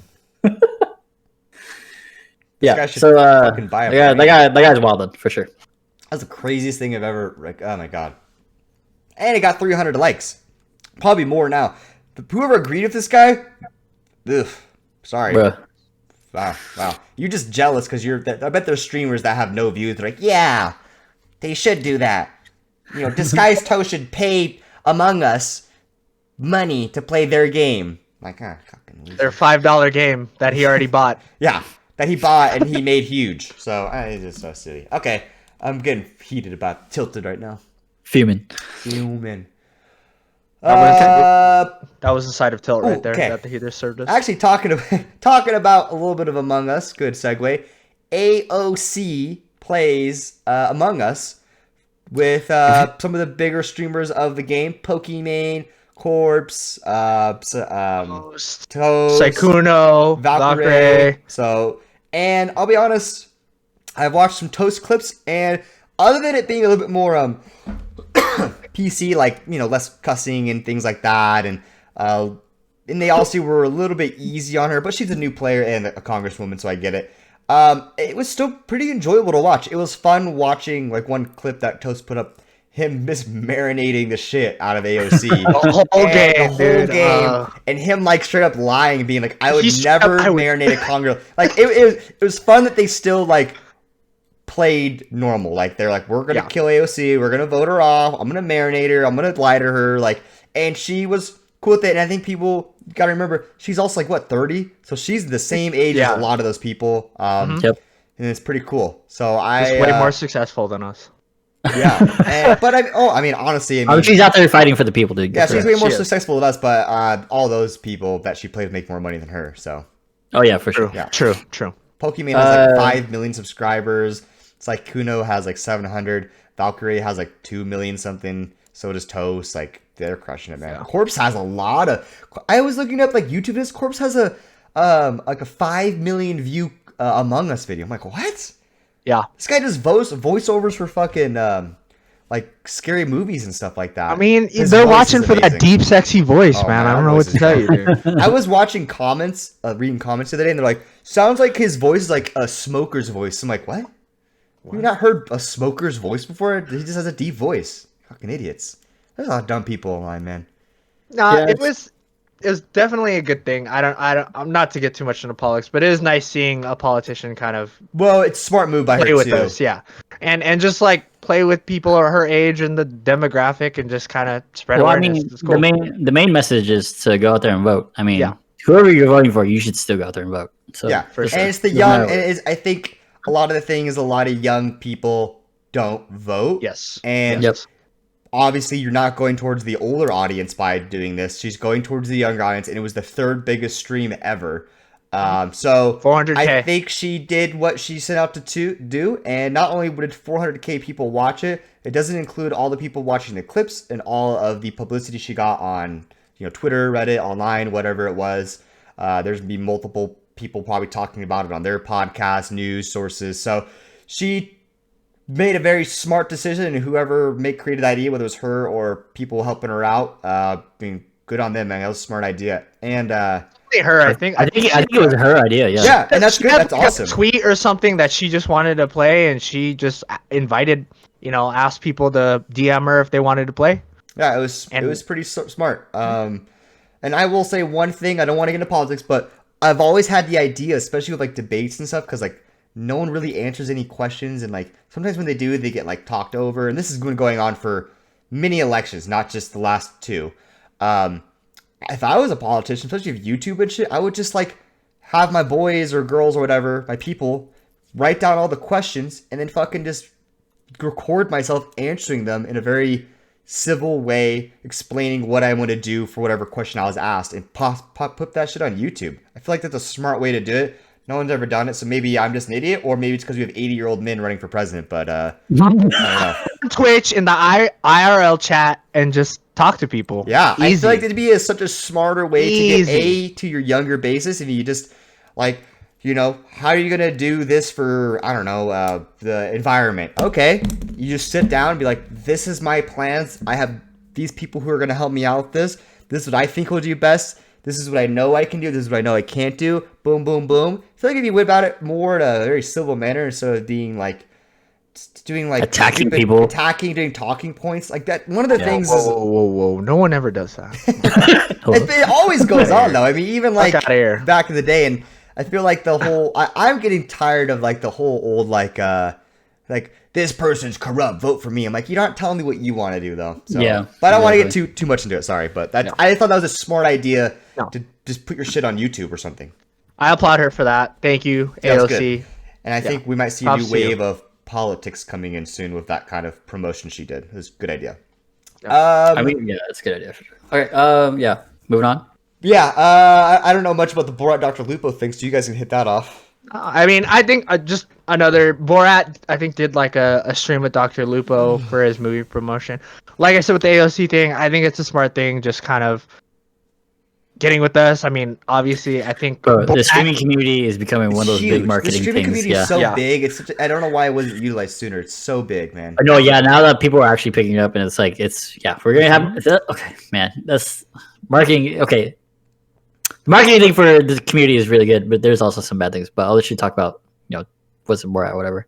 No, I mean, I just thought it's a good idea. Like, hey, like all you're doing is this. Being like, oh my god, I have a new movie coming out for people who don't. And the thing is, too, is a lot of people don't watch like TV anymore. So a lot of those commercials that come up aren't there. I know commercials pop up on YouTube. You know what people do? 5, 4, 3, 2, 1. Skip, and they skip the ad.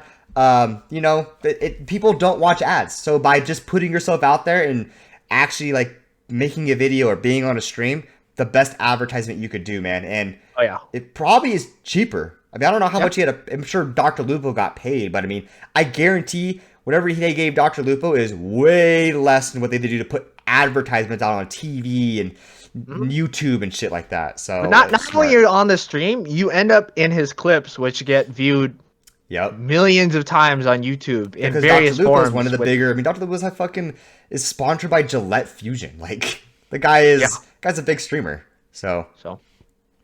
That goes back to the other thing of like Alex Hutchinson saying that streamers should pay devs and publishers. That just makes it more. Someone needs to pay that man to lead, bro. So out of here. Stupid. Like it just makes no sense, man. Like. Okay, so moving on from that. So what I was saying before was that marketing is really good, is really big on the streaming thing right now because like the community is like it's huge, it's easy, and it's like it's a way to hit your younger player base with a younger demographic, I would say. But the problem with streaming now that has gotten bigger is that DMCA is hitting streamers a lot more. And if you don't know what this means like they're playing copyrighted music basically, and they get hit with legal issues, what it is. And so in order to fix that, streamers basically have to delete VODs because Twitch or the streaming platform that they're on doesn't tell them which VODs are copyrighted or have a problem, and so they end up having to delete basically their entire VOD history, which is like a lot of memories. And I know a lot of streamers are definitely not happy with it. A lot of the community is definitely not happy with it because you're deleting. Yeah, you're deleting memories. I mean, that's what it is. Not you're deleting memories. You're deleting it sucks. Years of work. Yeah, that too. It's work. Yeah, that's your job. That's your livelihood. I think. I mean, I get it. You're not. One thing I want to say is I'm never watching someone stream a game so I can listen to a fucking song. Yeah. So it's so weird to be so picky about, right? It's a weird thing. I feel like it's kind of silly. If anything, it's more publicity for whatever artist and whatever song. I don't know how many times I've been watching someone stream and I look in the comments and someone's like, "What song is this?" Yep, song at whatever, and you're like, and they download it on their Spotify or whatever. No one's gonna sit there and be like, "Oh, this song's out. Cool, I heard it. I never had to hear it again. I got to hear it for free." No one's doing that. Like, it's just silly. It's weird because, like, okay, I understand, like, maybe some artists are like upset about their music getting played for. But they've always been upset about that. They've always been complaining when it comes to Pandora, only getting like a few cents. Spotify, it's like, I don't know what to tell you, man. But why blanket ban an entire history of VODs, right? Why so silly, why bro. kill it? Okay, it's easier that way. It's easier. A blanket ban. Okay, so instead of maybe like give like streamers like a warning in the future or something like that, and like maybe to tell them to have like less non-copyrighted music. Well, that's already been the rules. That's not currently the rules. You can't play copyrighted music. That's why you see Scar playing like anime intros all day because you can't play any other music. I'm not saying it's not like in paper or anything like that, but it's just like, I mean, if you're going to make an issue about it, but like I understand maybe making an issue about it for like the future moving forward, but like to blanket delete your entire like VOD history is like so wild to me. It's like I don't agree with how Twitch went about it. I think it's a missed I don't agree how the Twitch went about it because they pretty much just sent out like DMCA notices to everybody and told them that they have to delete their shit or they're gonna have legal issues, and then that was it.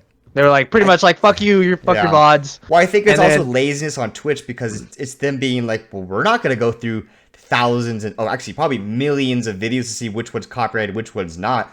We'll just have the streamers do that. And you know what? The streamers don't have time to look over all their videos, especially like so much content too. Like what the fuck, dude? Yeah, it's ridiculous. And they still have to make their own content. The tough thing about a streamer is you can't just I'll take a week off and do this. No, because if you take a week off, you could be losing thousands of viewers now.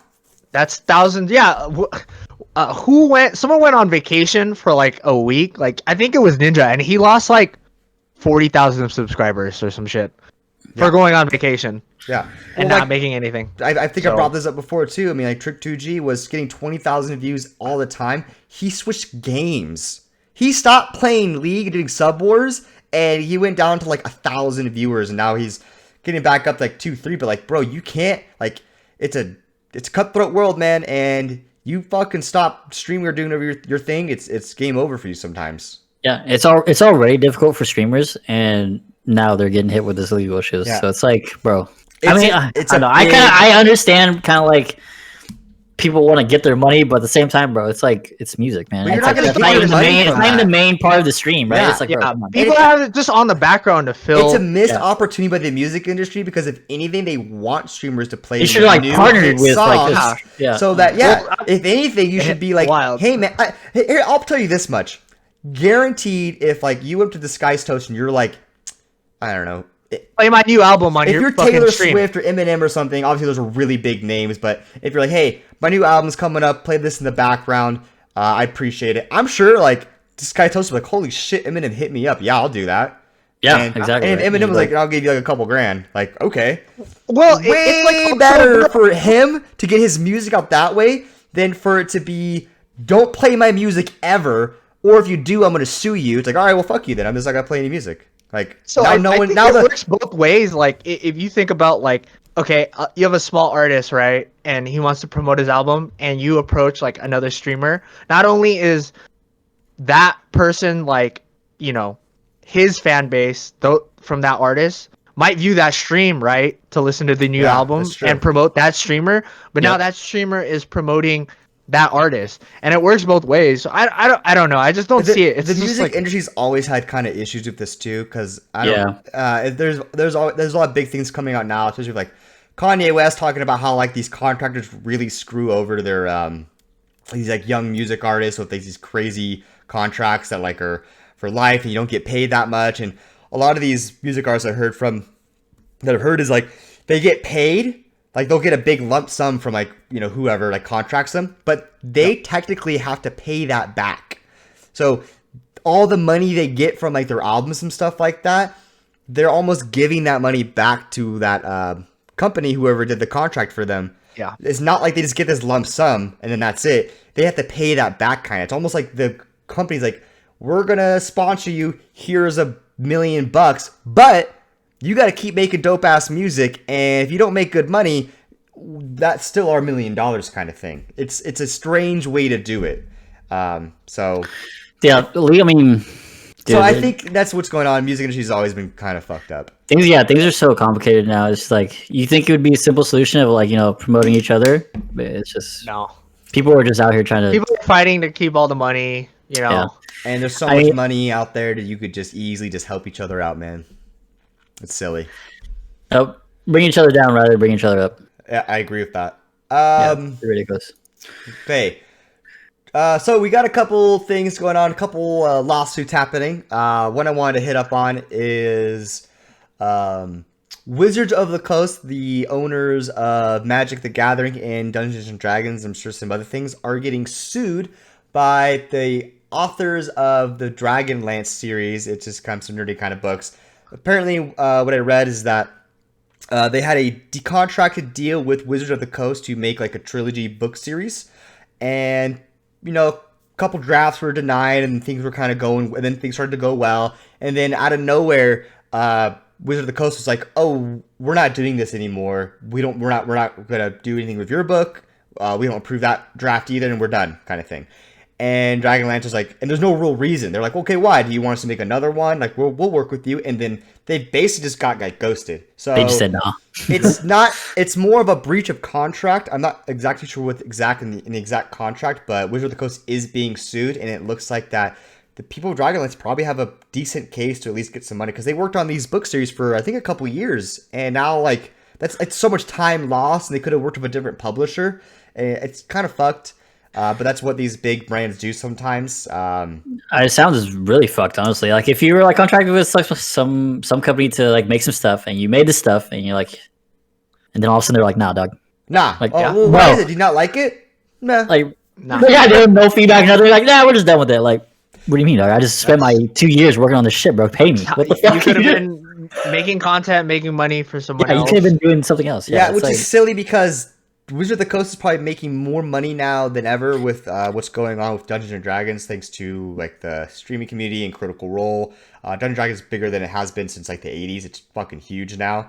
I mean, like when you watch Critical Role on YouTube, they are 4-hour episodes sometimes with 1.4 million views. Like people, I mean, it's full on movies being released every week. It's nuts. And you know, they every single time they are advertising for D&D Beyond, who I think worked with Wizard of the Coast, who publishes their books online. So it's a silly thing, I think, that Wizard of the Coast is doing this. It's just bad rep for them, and honestly, they're making so much money they'll probably just settle it. But it just seems like, you know, you could easily have gotten into like the book genre thing and done a lot more with it, and I don't think that's getting sued is not good publicity, especially with the nerd community. No. They don't like it when you do shitty shit like that. And it's like what's really weird is just like they didn't like provide any feedback of what they didn't like. That's the thing. I wish they would have like been like, you know what, we just don't want to do anymore. For the 2 years that you worked with us, here's like, I don't know if they had a guarantee or anything, but here's this much money. Here's whatever. Sorry, man. We're gonna go a different direction. We're gonna go a different direction. But instead they're like, and I think it's fucked up because like they did that because they're like, no, we're done, and they just don't want to pay them. And I think the hope was like, you thought they were just gonna lay back and just like, okay, yeah, they don't want our books. Check this out. We'll go somewhere else. So, which I guess I think it's fucked, and I think it kind of goes to our next big lawsuit, which is Bethesda is getting sued by the creators of Rune 2. And if you're asking, what's Rune 2? I asked the same thing. What the fuck is that? We'll never know. We'll never know. But basically, it's when I looked at it, it's kind of like a co-op Elder Scrolls-y type of game. What Rune 2 is thinking is happening is that Bethesda basically was kind of helping them out make this game. Yep. And what went on is that then they kind of stopped helping them. Game got released. It flopped hard. And then they went bankrupt. Bethesda then, same day, bought that company out. So the company is thinking that it was some sort of like sabotage on their company so that they can get bought out. It seems kind of, so part of because they're like, oh, we were gonna take over the Elder Scrolls genre. I think it might be a mix of truth and embellishment. I think there may have been some sort of sabotage. It's not game companies do this sometimes to bully smaller gaming companies. That's kind of the nature of the beast and just big in corporate world. Unfortunately, but I don't think that like they were going to outright take over Elder Scrolls. This is one of the biggest gaming genres ever made. I don't think that's how that was going to work. Honestly, I watched the trailer for it. It seemed interesting, seemed fun. I just think that maybe it was just a shitty game and it flopped. And I think that maybe Bethesda handled it the wrong way. I like to try to look in the better side of things, and maybe they were like, okay, this is probably going to flop, but you know what we could do is we like these people in this company, and they have good ideas. They just need a little bit more oomph and maybe a little bit more backing. We'll buy them out, and we'll make games together. Maybe that's what they thought, and it was maybe they had good intentions, but the other company, obviously, sometimes your goal is, some people's goals is, I'm going to make something really cool and hope that I get bought out for $3 million or whatever it is and then live my life doing whatever the fuck I want. Some people want to be the next Bethesda, the next Microsoft, and that's their goal. So when you go bankrupt and get bought up, it ruins that whole, like, your dream. And right. I don't know what their dream was, but that is possible. That's what it could be. And Bethesda has done some shady shit. Prey, their game Prey came out a few years back, whatever it was. There was another gaming company, very small studio, that made a game called it's like Gods of Prey or something like that. And it was coming out around the same time. And Bethesda legitimately like bullied them into changing the name of their title because it had the word Prey in it. And they were afraid that people who would look up Google Prey may see Gods of Prey instead and buy that game and not their game kind of thing. And they basically like really bullied the fuck out of them until they changed their name, which is shitty. And that's like those are facts that did happen. So it also doesn't help out that you've done previously shady shit and now you're being called, you're getting sued for some shady shit again. Now you're getting sued for $100 million. I think it'll be settled. I don't think they're gonna get $100 million, but I'm sure it'll settle out a little bit. But who knows? It might be a bad move too. Yeah, it looks sus. Might be a bad move too, because if you're bought out by Bethesda, I mean, this could be what you need to make a really big game and make $100 million. Who knows? So, well, didn't they buy them out and then they shut them down? Basically, no, I think they renamed the studio. Rebranded it. They rebranded it. Yeah, but you're still I don't know. I don't know details. I don't know how that works. Either way, it does look a little sus. Yeah, because they had a hand in that game, and then they pretty much refused to like provide any help or content to the game. It's like they kind of helped out, and then they're like, "Psych." Yeah, and then it flopped, so it looks like they just kind of sabotaged right the whole thing, and then like the day after bought out the company. Like, no, yeah, same day bought it out. That's what looks. Like, it looks pretty sketchy there. It does look pretty sus. He could have probably pulled a different strategy if waited a week. It's different if you like fully invested in the game, put 100% effort. Game flops, and then you're like, okay, well, let's buy this company out. We want to keep you guys. We'll buy you out and help out. But it looked a little different than that. So who knows? This is corporate. This is the corporations, man. This is what they do sometimes, unfortunately. So. Before we get into traditional sports, I do want to say that the MMA fight is Khabib and Gaethje, not Poirier. Yeah. Yep. Oh, my bad. Yeah, you're good. Okay. But that is happening tonight. Right now. No, at 11 a.m. is when it starts. No, it starts at. Oh, it's 2 Eastern. Yeah, so it's starting. The main card's starting now, I think, right? No, the The whole pay-per-view. fight is actually going to start in 1 minute. Main card will probably be around, I don't know, 4 or 5 or something like that. Oh, yeah. So Gaethje is I think a Division 1 wrestler, but and he's really good. I think he has 2 losses. We all know Khabib is undefeated, and he is just a savage. He wrestled the bear, so I think that top Division 1 wrestler. I don't know about you guys. He swims in freezing rivers in Russia for cardio. So yeah, that's a fucking savage. Yeah, I don't not a big UFC knowledge guy, but things I've heard is that Khabib's strength is that when he's in that 155 whatever weight class, he's so strong though that he could be in a different like a higher division and he'd still like whoop ass. So he's in this lower division and so strong that once he gets a hold of you, you can't do anything. And bro, watching his fights and like he's suffocating the other person the entire time. Yeah, just watching his fight, he just controlling every movement. And the guy, even if the other guy's a wrestler or a jiu-jitsu guy or whatever, they're just trying to get away from him. They expend so much energy trying to get out of his grapple that they can't do anything else in the fight. And all he does is just grip you. He doesn't use a lot of his energy. He just controls. Yeah, he just grips you and lays on you, and then you're just trying to get away. Now you're carrying his body weight the entire time, and he's just controlling wherever you go.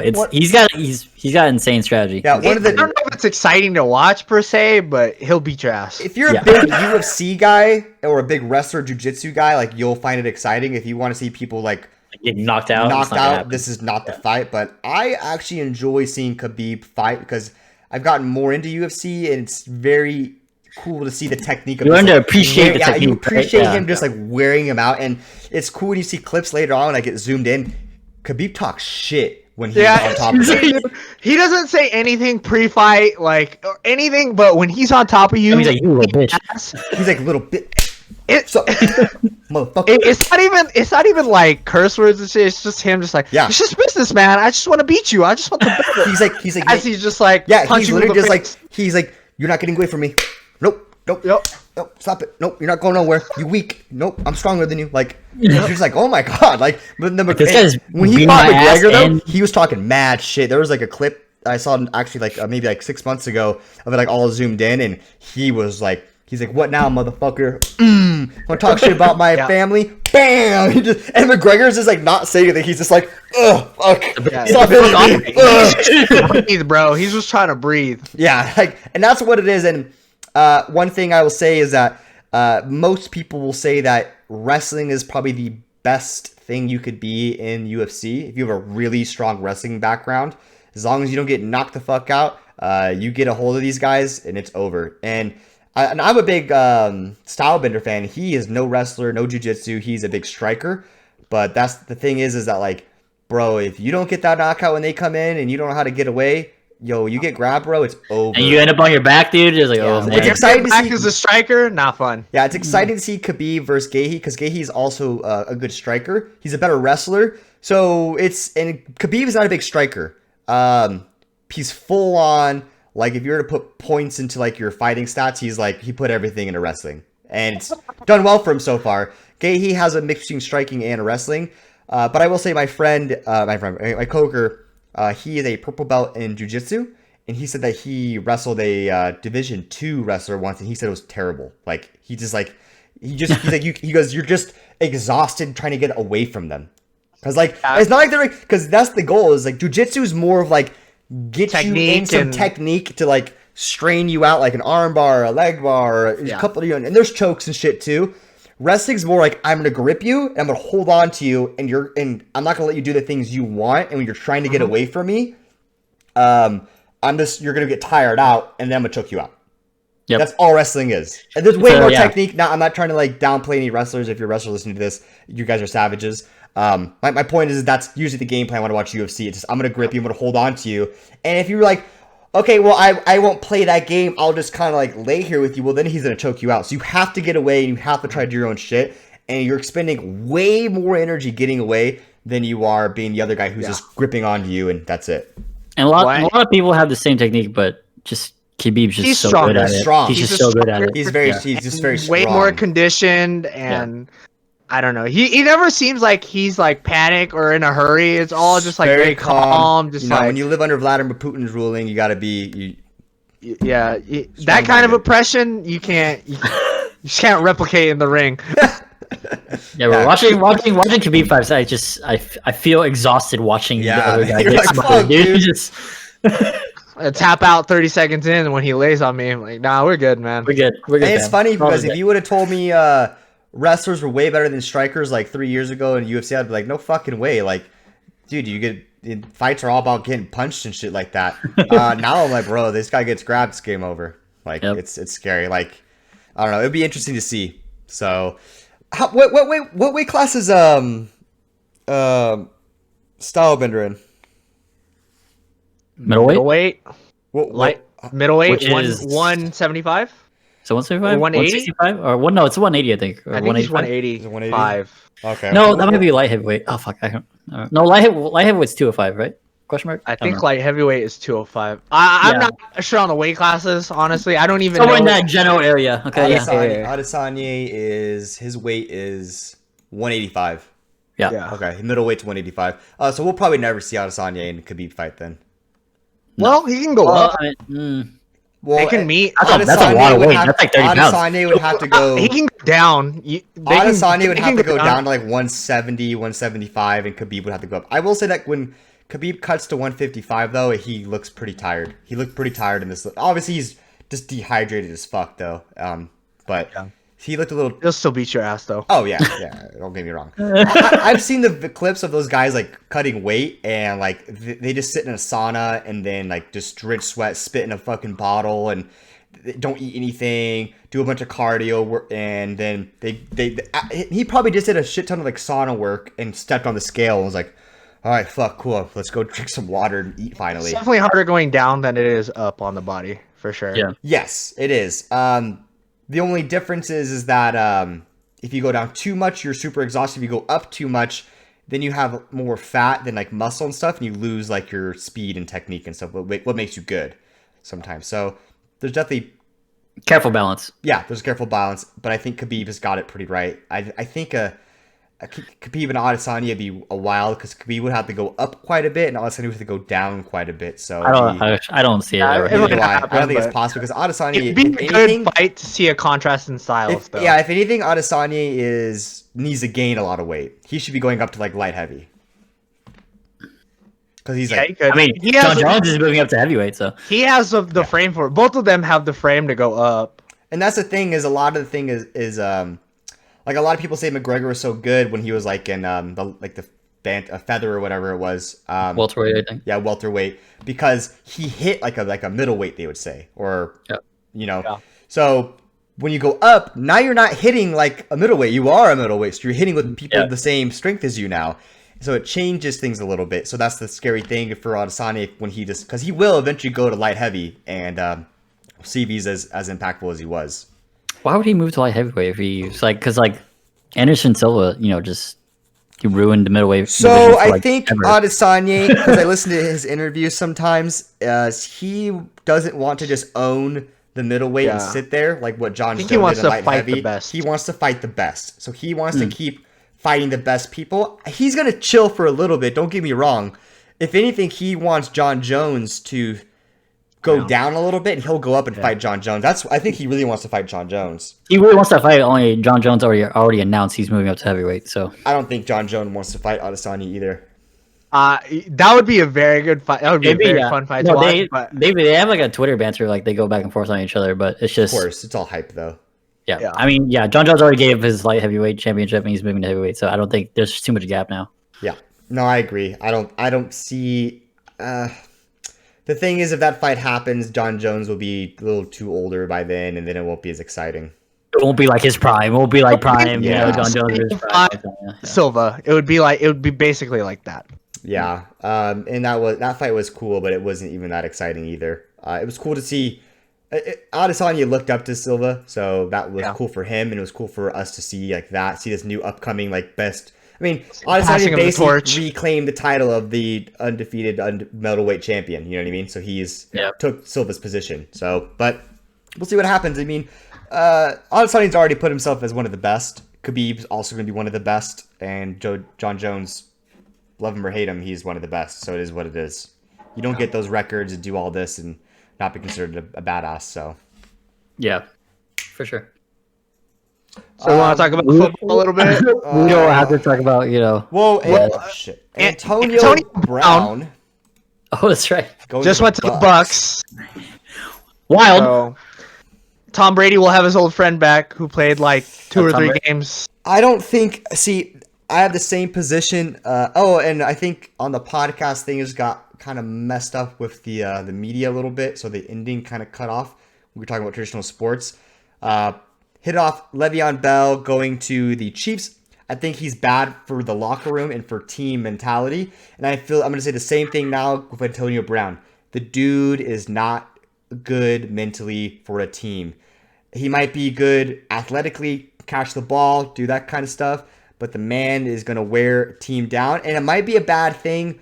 The other receivers might get upset that you brought this new Antonio Brown in who's toxic as fuck, who's annoying, and you're going to take over one of those wide receivers positions, and it's going to cause some drama, and I think it's not good for the Bucks, who are starting to do better now. They're starting to really meld together, and I think it's just a bad decision to put Brown in. I think it's only a problem if they start doing bad. Because toxic people are only toxic if they are losing. Yeah. And the Bucks, but the Bucks aren't doing great right now. I mean, they did wallop Packers, which was shocking. Aaron Rodgers had a bad game. Yeah, are they 4-2 right now? Yeah, something like that. Yeah, I mean, it doesn't look like what from Antonio Brown's perspective, it doesn't look like he's going into a shitty team, right? No, it's only good for Brown. I think it's in between for the Bucks though. I'm just saying his attitude will probably be better, not as toxic to begin with. Now, if he gets on the team, he starts, and then the team starts, going downhill, then obviously it's going to be really toxic. And that's the guy's got CTE, man. He's crazy. He doesn't know what he is. That's when it's going to be really bad, because then I think the hope is that Tom Brady can kind of help him mature as a person in the locker room, and hopefully he can compliment Tom Brady in a way that they can develop some type of relationship in the locker room. Yeah, I just think when it comes to toxic players, it's you can be toxic while you're doing good, but the chances of you being toxic while your team's doing good is just a lot lower. Look what happened with Le'Veon Bell, toxic. Steelers just got rid of him, and you know what? They thrived afterwards. They did good. Le'Veon Bell went to the Jets, didn't do shit because the Jets suck, and now he wants to leave. Now you look at Terrell Owens, classic example. He is arguably a Hall of Famer wide receiver. Toxic as fuck to Dallas Cowboys. They eventually just had to get rid of him because he was just annoying. Des Bryant, same thing. Now you got Antonio Brown, super toxic. You got these Odell Beckham Jr. with the Giants. I mean, great wide receiver, but he just caused so much fucking drama. He got what he wanted. He got the contract he wanted. Still was talking shit. He got his contract and started talking shit about Eli Manning a lot. And it's just dude, the Giants just got rid of him. Now he's on the Browns, and they're doing decent, but they got shit on by the Steelers, which shows you that they aren't a good team. They played a good team and they got wrecked. The Browns aren't going anywhere anytime soon. And it just goes to show you that being a drama queen and going for the biggest paycheck is sad, and it's why a lot of people don't like professional sports as much anymore, because only people care about now is getting the check, and they don't care about getting the ring and being known as the best. And I feel like a lot of the era is slowly dying.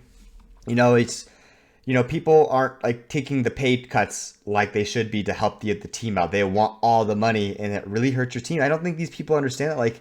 Bro, if you want to win games, then you can't get all the money because you need an O-line to help protect your quarterback. You need a good quarterback who needs to get at least a decent paycheck so he can throw the ball. You need a good defense so that you don't get outscored. It's a team game. Basketball, you can get away with it a little bit more. Less players. Football, it's team, man. You have an O-line, you need a D-line, you need everyone works together, bro. You can't. One player doesn't make a difference. One wide receiver don't mean shit, and one running back don't mean shit, man. If anything, it's usually a star player plus a decent cast of supporting characters. Really, usually what it is, it's a decent quarterback with a fucking fantastic O-line and a fantastic D-line, and that's where you go. Your O-line that's your blocking for your running back to get. Yeah. And if you have half decent wide receivers and a decent coaching staff that can make some good plays, I think Tom Brady's a good quarterback, but one reason he was so good is he always had half an hour to throw a fucking football. Yeah, Like- everything starts at the line. Yeah, man. Yeah, the dude The more just time you sat give your there quarterback, and the better the throw. yeah, he would just sit there and just wait. He doesn't have to worry about scrambling. He doesn't have to worry about running anywhere. He doesn't have to worry about anything. He just sits Just there and worry waits. about And reads I and, would like- watch the game and be like, holy, you guys, so much time to throw the ball. Like, it's crazy. So I think you should be, and that's what the Steelers have always done, is they always invest in their D-line.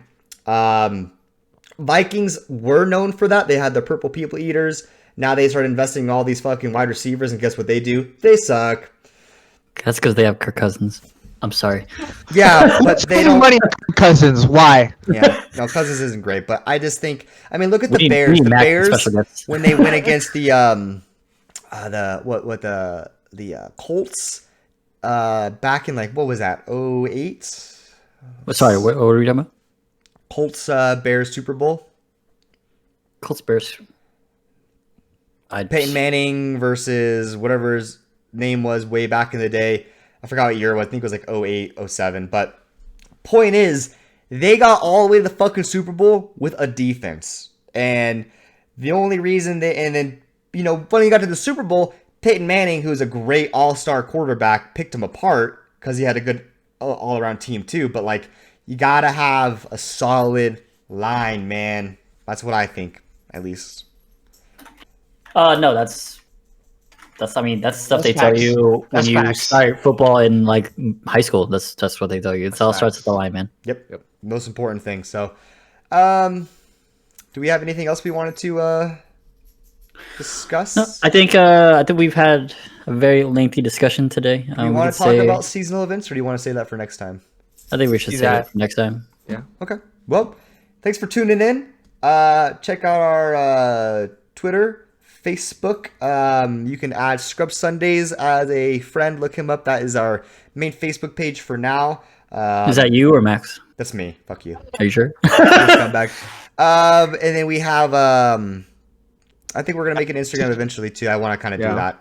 And what else we got going on? We got our podcast available anywhere you can listen to: Google Podcasts, Anchor. You got Spotify, iTunes. Apple. So take a look on that. Like, subscribe, write a 5-star review. We really Check out our appreciate YouTube. that. Check out the YouTube. Like, subscribe. Do some comments. Get some attention to the videos, and we'll keep going on, man. We got some. I got some ideas for the DC. future. So Yeah. DC, if you're looking for some content creators, some Disney, some if you want some script ideas writers. more on podcast, not podcast, Star Wars movies. The what are the We pod love Disney, racers? man. Just there let we it go. go. Just let it go. No, I got Let it. it go. Pod racing. We got ideas, guys. Alex Hutchinson, you're an idiot. Stay tuned until next time, guys. Are we plugging for sponsors? TSM, hire me, please. He's your next mid laner. All right. Whoa. There we go. Boom. The guy plays support only. He's the new Biofrost. He Pantheon mid. Check him out. All right. Thanks for then. listening. Thanks for listening, guys. Peace. All right, guys.